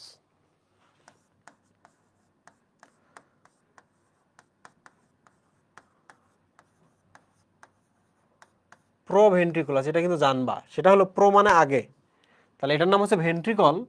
তাহলে গিজার্ডের নাম কি হবে বলো তো? প্রোভেন্ট্রিকল। প্রোভেন্ট্রিকল থেকে প্রোভেন্ট্রিকুলাস, ঠিক আছে? পরে আসি, গিজার্ডের দাঁতের সংখ্যা কয়টি? 6টি। অনুলম্ব ভাঁজ কয়টি? 6টি। প্যাট কয়টি? 6টি। চুলের সংখ্যা কয়টি? অসংখ্য। রাইট? আমরা জানি না, আনকাউন্টেবল আর নন কাউন্টেবল কিছু একটা। গিজার্ডের কাজ কি এবার বলো তো? খাদ্য চূর্ণ করা না?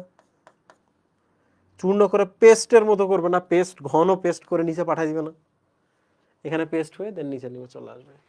গিজার্ডের কপাটিকা, উপরে কপাটিকা থাকে, নিচে কপাটিকা থাকে, এগুলোকে আমরা স্ফিংটার বলি। প্রিয় স্টুডেন্ট, আমাদের এখন একটা ছোট ব্রেক নেব আমরা, ঠিক আছে?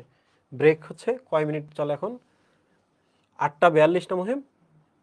তাহলে হাতে আছে 18 ওই জায়গায়, তাই না? তাহলে 8টা কততে আসবে ওরা? 12 মিনিট দিই আমরা। 62 না 52? 54, 54 PM। তাহলে ব্রেক, হ্যাঁ? ও ব্রেক তো এখানে দেওয়া আছে।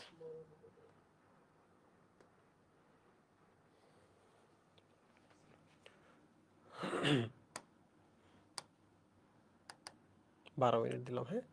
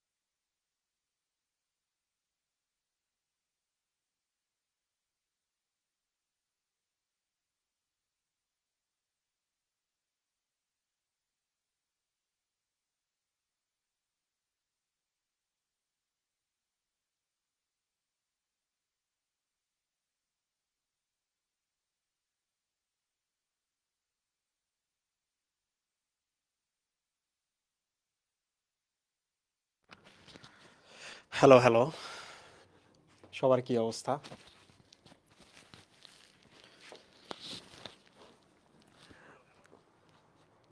তোমরা তোমরা যারা হচ্ছে একাডেমিক সাইকেলগুলোতে আছো, তোমাদের যদি কখনো এরকম প্ল্যান থাকে যে ভবিষ্যতে তোমরা মেডিকেল কোর্স করবা, মেডিকেলে ভর্তি হবা, ধাক্কা ক্যামেরা ক্যামেরা নড়ে,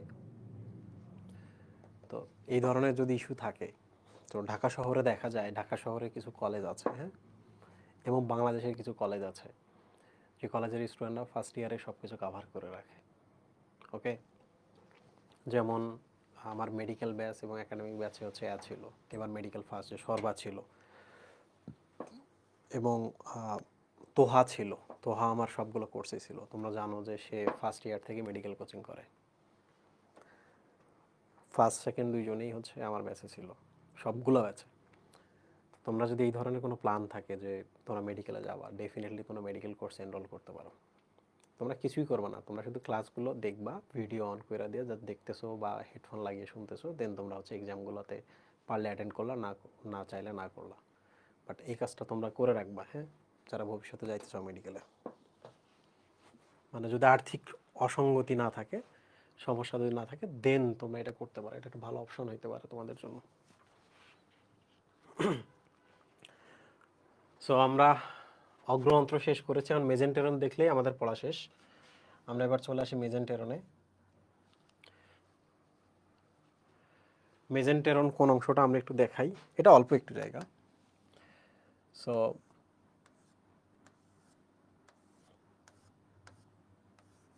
ক্রপ, দেন গিজার্ড, এই যে অঞ্চলটার নাম হচ্ছে মেজেন্টেরন। ওকে, এই অঞ্চলটার নাম কি? মেজেন্টেরন। এবং এরপরে যে অঞ্চলটা শুরু হয়েছে তার নাম হচ্ছে প্রক্টোরিয়াম। So this is mesenteron. আমরা অলরেডি জানি মেজেন্টেরন মানে হলো মধ্য অন্ত্র। কিভাবে কি মনে রাখবো আমি একটু তোমাদের বলি। মেজেন্টেরনে যেটা হয়, তোমরা একটু দেখো, এই জায়গাটা দেখো, এটা এইরকম এসে এইরকম একটা থলি, সুতার মতো বের হয়, নলের মতো, আবার কাছে যায়, এই যে দেখো আবার গেছে উপরে দিয়ে, আবার এই যে এখানে এসে প্রবেশ করছে, দেখছো? সেম ব্যাপার, এখান থেকে এটা এদিকে যায়, কাছে আসে, নিচে যায়, আবার এই যে চলে আসছে। তাহলে বলো তো, এগুলাকে আমরা সিকা বলতে পারি না? এক প্রান্ত বদ্ধ আর এক প্রান্ত খোলা, সিকা কিনা? এই জিনিসগুলোকে বলা হয় হেপাটিক সিকা বা গ্যাস্ট্রিক সিকা। হেপাটিক বা গ্যাস্ট্রিক সিকা। হেপাটিক মানে যকৃৎ না? যকৃৎ পরিপাকে সাহায্য করে না? তাহলে এগুলোর নাম ধরা যেতে পারে ঘাসফড়িংয়ের যকৃৎ বা গ্যাস্ট্রিক সিকা। ঠিক আছে?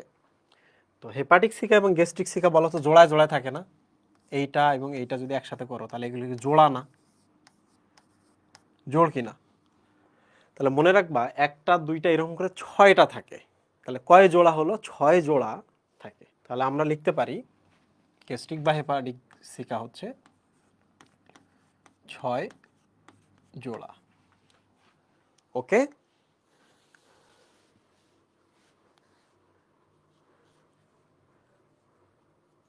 ওকে, ঠিক আছে। তাহলে আমরা শেষ করলাম এইটা। এখন আমরা চলে আসি, বলতো এটার ভেতরের আবরণের নাম কি ছিল? আমরা অলরেডি পড়ে আসছি, আমাদের বেশি সময় লাগবে না শেষ করতে। ভেতরে যে একটা আবরণ ছিল, বলতো এটার নাম কি?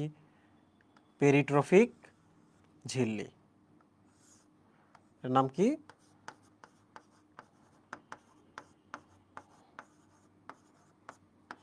ঝিল্লি। এবং তোমরা খুব অবাক হবা যে এই পেরিট্রফিক ঝিল্লির ক্ষেত্রে এরকম এরকম করে আঙ্গুলের মতো কিছু ভিলাই আছে। তোমাদের কি মনে আছে যে ভিলাইয়ের কাজ কি? ভিলাইয়ের কাজ হচ্ছে শোষণ তল বৃদ্ধি কর। আমি একটু দেখাই তোমাকে। এই জায়গা থেকে এই জায়গা, এখান থেকে এই জায়গা হয়তো বা হচ্ছে 8 সেন্টিমিটার। কয় সেন্টিমিটার? 8 সেন্টিমিটার। তারা বলো তো, খাদ্য কি 8 সেন্টিমিটার দিয়েই তো তাহলে বাইরে আসবে না? এখান থেকে বাইরে, কারণ ঘাস ফড়িংয়ের দেহ কিন্তু এই যে এটা, তাই না? এখান থেকে খাদ্য এই যে হিমোসিলে আসবে, এখান থেকে খাদ্য হিমোসিলে যাবে। তাহলে যত বেশি আমরা এখানে আঙ্গুলের মতো এরকম ভিলাই দিব, তাহলে বলো তো এই জায়গা থেকে এই জায়গা এখন আর 8 সেন্টিমিটার আছে? নাই। কি হয়ে গেছে, এই পাশ দিয়েও খাদ্য এখানে যাবে, এই পাশ দিয়েও যাবে, এই পাশ দিয়েও যাবে, এই পাশ দিয়েও যাবে, এই পাশ দিয়েও যাবে, এই পাশ দিয়েও, এই পাশ দিয়েও, এই পাশ দিয়েও। তাহলে দেখো না, জায়গাটা যদি আমরা লম্বা করে টান দেই তাহলে এত বড় হবে না? তাহলে অল্প একটু জায়গার মধ্যে দেখো আমরা শুধু ভিলাই দিছি, দেওয়ার ফলে শোষণ তল বৃদ্ধি পেয়েছে। শোষণ তল বৃদ্ধি পেয়েছে। শোষণ কি? এখান থেকে এই পাশে যাওয়া এই প্রক্রিয়াটার নামই কিন্তু শোষণ, রাইট? পরিপাক নালী থেকে রক্তে যাওয়াকে বলা হয় শোষণ। আমরা পরিপাক চ্যাপ্টারে পড়ে আসছি। সো প্রিয় স্টুডেন্ট, এখন আমরা দেখি মেজেন্টেরন এবং অগ্রঅন্ত্রের মাঝখানে থাকে হেপাটিক বা গ্যাস্ট্রিক সিকা। ঠিক আছে, মনে থাকবে? প্রশ্ন আসবে কিন্তু, হেপাটিক বা গ্যাস্ট্রিক সিকা কোথায় থাকে? এর উত্তর কি? এটা মেজেন্টেরন, এটা অগ্রঅন্ত্র, এর মাঝখানে থাকে। তাহলে বলো তো, এই জায়গা থেকে কি পরিপাক রসগুলো ভেতরে আসবে না? এই যেখানে আসবে না? এই পাশে আসবে না? এখানে এই পাশে, এই পাশে, এই পাশে আসবে না? এই পাশে, এই পাশে আসবে না? আর কোথা থেকে আসে? মেজেন্টেরনের দেয়াল থেকেও কিন্তু পরিপাক রস আসে, আসে না? আসে। তাহলে এখানে দুইটা গ্রন্থি। তো প্রিয় স্টুডেন্ট, এখন আমরা এখানে চলে আসি। মধ্য অন্ত্রের নাম কি? মধ্য মানে মেজো, মেজো থেকে মেজেন্টেরন। ঠিক আছে, মধ্য অন্ত্রের প্রধান কাজ কি বলতো? খাদ্য মোটামুটি এদিক দিয়ে বড় একটা অংশ পরিপাক হয়েছে না, তো বাকি যে পরিপাকটা এখানে হয় এটা এখানেও হবে। প্লাস খাদ্য এখান থেকে কি হিমোসিলে যাচ্ছে না? নাম কি? শোষণ। তাহলে প্রধান কাজ কি? পরিপাক ও শোষণ বা শোষণ। ঠিক আছে, মধ্য অন্ত্রের অন্তঃস্থ আবরণের নাম কি? পেরিট্রফিক মেমব্রেন, পেরিট্রফিক ঝিল্লি, তাই না? আবার দেখি মধ্য অন্ত্রের আবরণীটির নামের অর্থ কি? নামের অর্থ তো আমরা বুঝি, পেরি মানে হচ্ছে চারপাশ, এটা চারপাশ জুড়েই আছে এই যে আবরণটা। ট্রফিক মানে হচ্ছে পুষ্টি, এটার ভেতর দিয়ে পুষ্টি যায়। আর এটা ঝিল্লি, ঝিল্লি মানে হচ্ছে পাতলা। মধ্য অন্ত্রের অগ্র পশ্চাতে থাকা পেশি বলয়ের নাম কি? এই যে এখানেও কিন্তু পেশি বলয় থাকে, এখানেও থাকে, এখানেও কিন্তু পেশি বলয় থাকে। মানে খাদ্যগুলো এখানে যেন একটু বেশিক্ষণ থাকতে পারে, তাইলে আমরা শোষণ করতে পারবো, এদিকেও যাইতে পারবো, এদিকেও যাইতে পারবো, তাই না? অগ্র সামনে পেছনে যদি আমরা স্ফিংটার দিই। প্রিয় স্টুডেন্ট, এবার দেখি আমরা এর নাম কি? স্ফিংটার।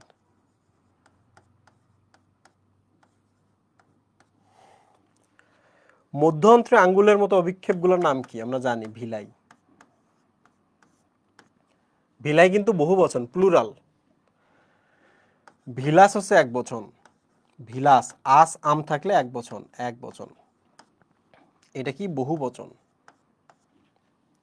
মধ্য অন্ত্রের শেষ ভাগের রেচন অঙ্গকে, এই যে দেখো এখানে আবার দারুণ আর একটা জিনিস আছে, এই যে এখানেও কিন্তু এরকম কিছু সুতার মতো আছে। এগুলো আমরা যেদিন রেচন অঙ্গ পড়বো ওই দিন আমরা শিখবো। এগুলোর নাম হচ্ছে মালপিজিয়ান নালিকা। কি নাম? তোমরা নাম শুনছো এটা? মালপিজিয়ান নালিকা।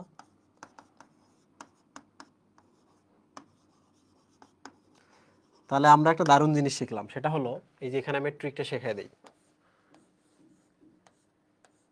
এটা হলো অগ্রঅন্ত্র, মধ্য অন্ত্র, আর এটা হচ্ছে পশ্চাতন্ত্র। ঠিক আছে, এই যে এখানে মধ্য এবং পশ্চাতের মাঝখানে থাকে মালপিজিয়ান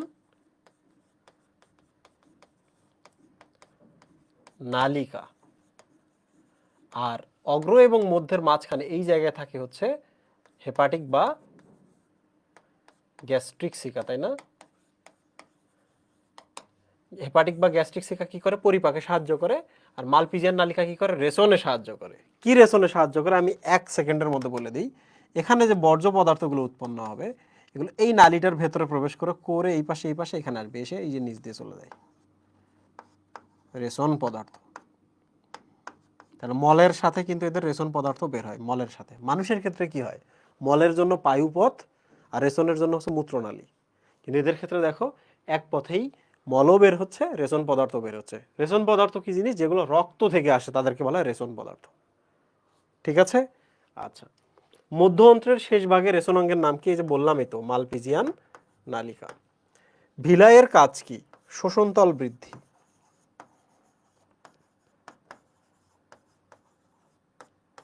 বলো তো তোমরা পারবা কিনা এটা? বলো। সহজ না? দেখছো, আগে আমরা পড়ে আসছি যে কারণে আমাদের সহজ হয়ে গেছে। পরেরটা আমরা 2 মিনিটের মধ্যে শেষ করব। বলো বুঝছো কিনা?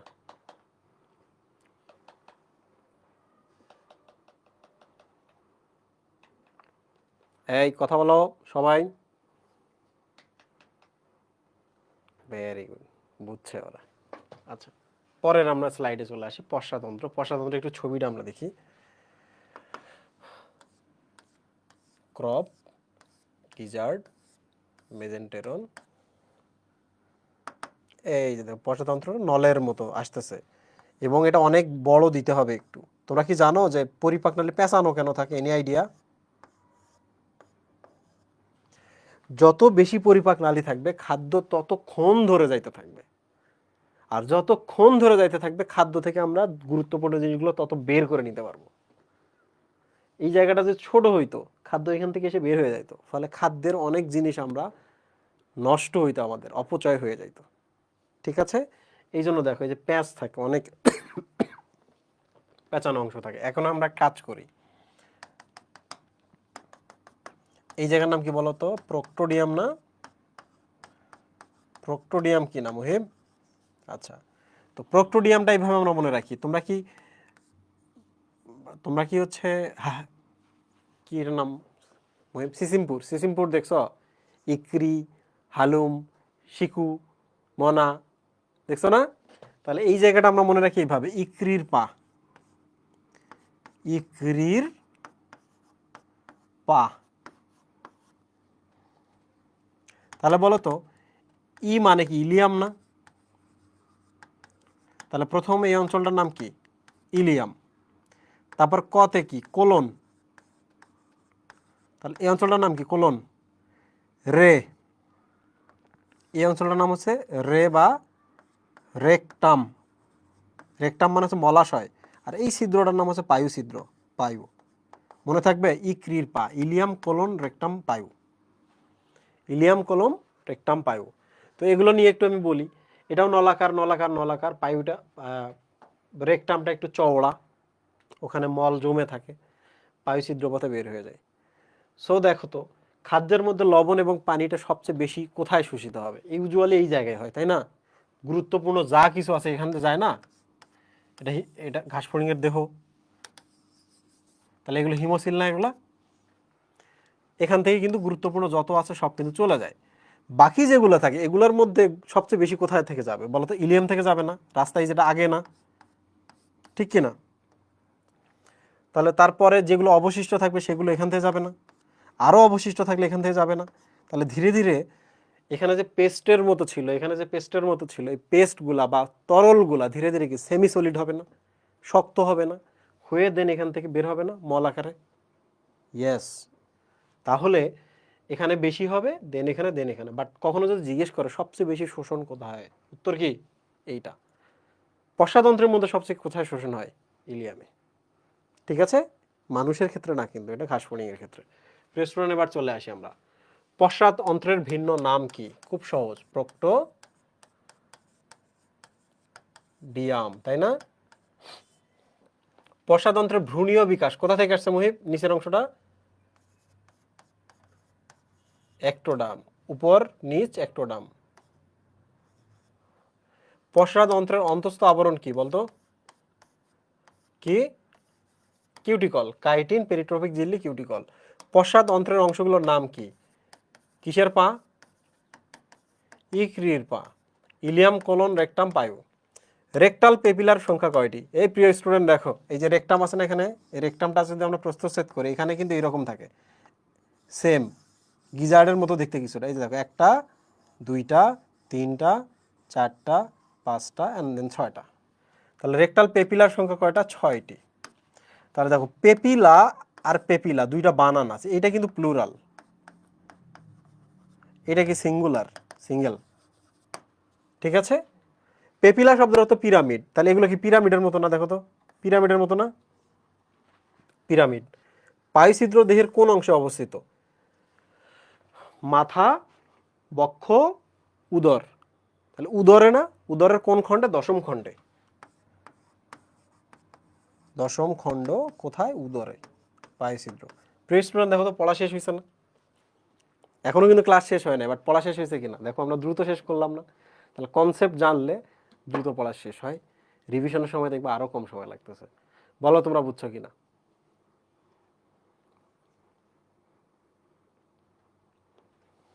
মুহিব? আমরা এত ঘোলা লাগতেছে কেন, নাকি সামনে গেলে ঘোলা লাগে? শেষ। তাহলে আমরা কিন্তু পৌষ্টিকতন্ত্র পড়ে ফেলছি। এখন আমরা দেখবো পৌষ্টিক গ্রন্থি। বেশিক্ষণ দেখার দরকার নাই, খুব সিম্পল। পৌষ্টিক গ্রন্থি কিন্তু আমরা জানি, সবাই জানি, আমি শুধু ওটা দেখাচ্ছি।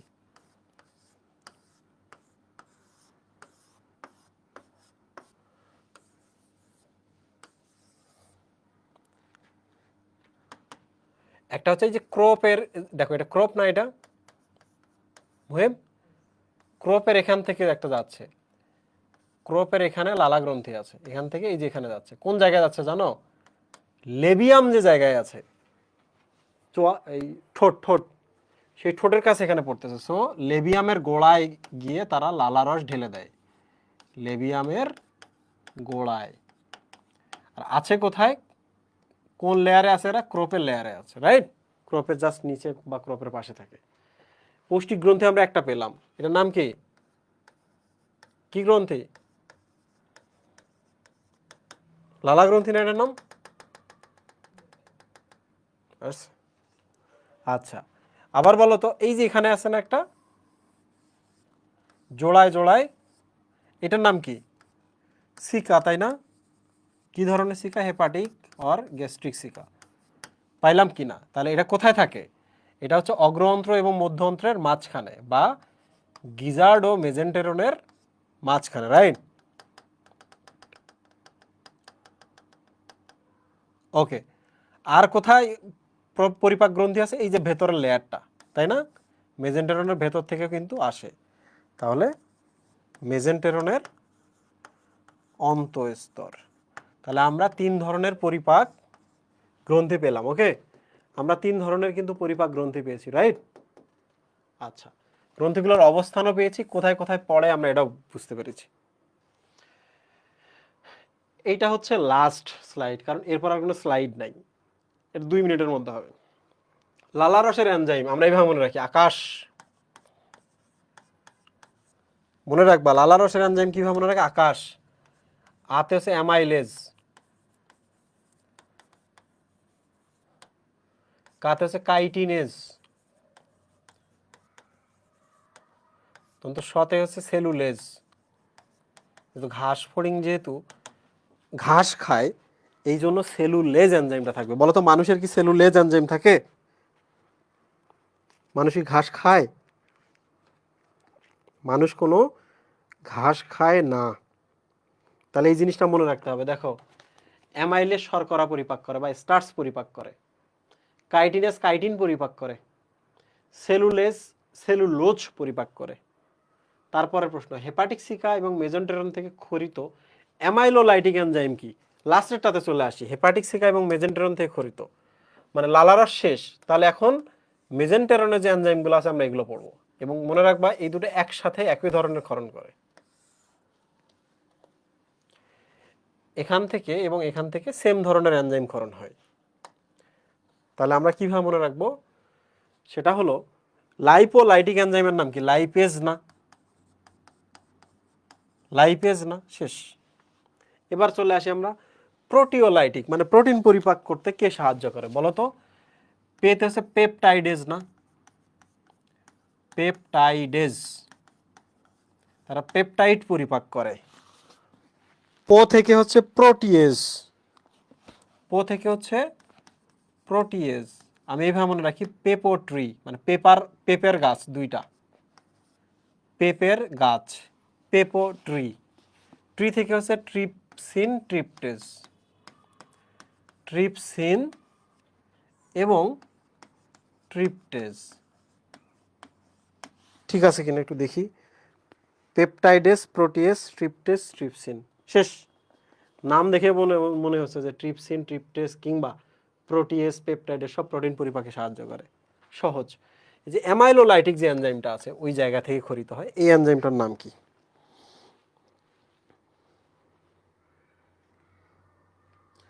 এটা এইভাবে মনে রাখবা, আমরাই বা আমলাই। বাচ্চারা কি আমরাই বলতে পারবে? না, ও বলবে আমলাই। আতে অ্যামাইলেস, মল্টেস, ল্যাকটেস, ইনভার্টেস। ইনভার্টেস মানে যারা চিনির উপরে কাজ করে। প্রিয় স্টুডেন্ট, শেষ। এটা একটু ভালো করে মনে রাখবা, ঠিক আছে? আর পরিপাকৃত খাদ্য রস কোথায় যায়? কোথায় যায়? পরিপাকৃত খাদ্য রস হিমোসিলে যায়, তাই না মুহিম? হিমোসিল। এই বলো পারবা কিনা? এটা তোমরা এমনি পারবা, এটা তোমরা এমনি পারবা, আর আকাশটা তোমরা এমনি পারবা। বাকি রইল দুইটা, তাহলে এই দুইটার দিকে একটু স্পেশাল নজর দিবা, ইনশাল্লাহ আর কোনোদিন ভুল হবে না।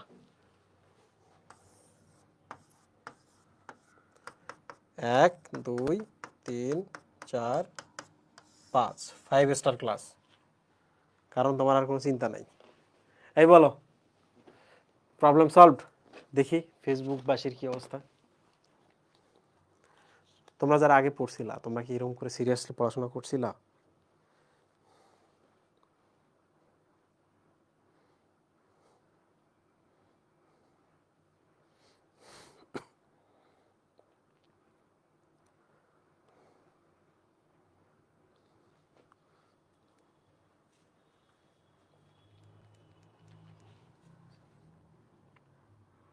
পরীক্ষা আসলে ফাটাই দিবে এরা। Very good. পরীক্ষায় কোপ দিতে হবে এবং পরীক্ষার খাতা দেখলে যেন, পারফরমেন্স দেখলে যেন বুঝতে পারে তোমরা বিএইচ ব্লাড।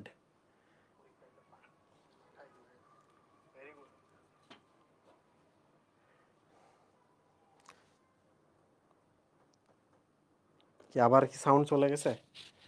সাউন্ড যদি আবার চলে যায় কোনো প্রবলেম নাই। বিদায়। আল্লাহ হাফেজ, আল্লাহ হাফেজ, আবার দেখা হবে ইনশাল্লাহ। আল্লাহ হাফেজ।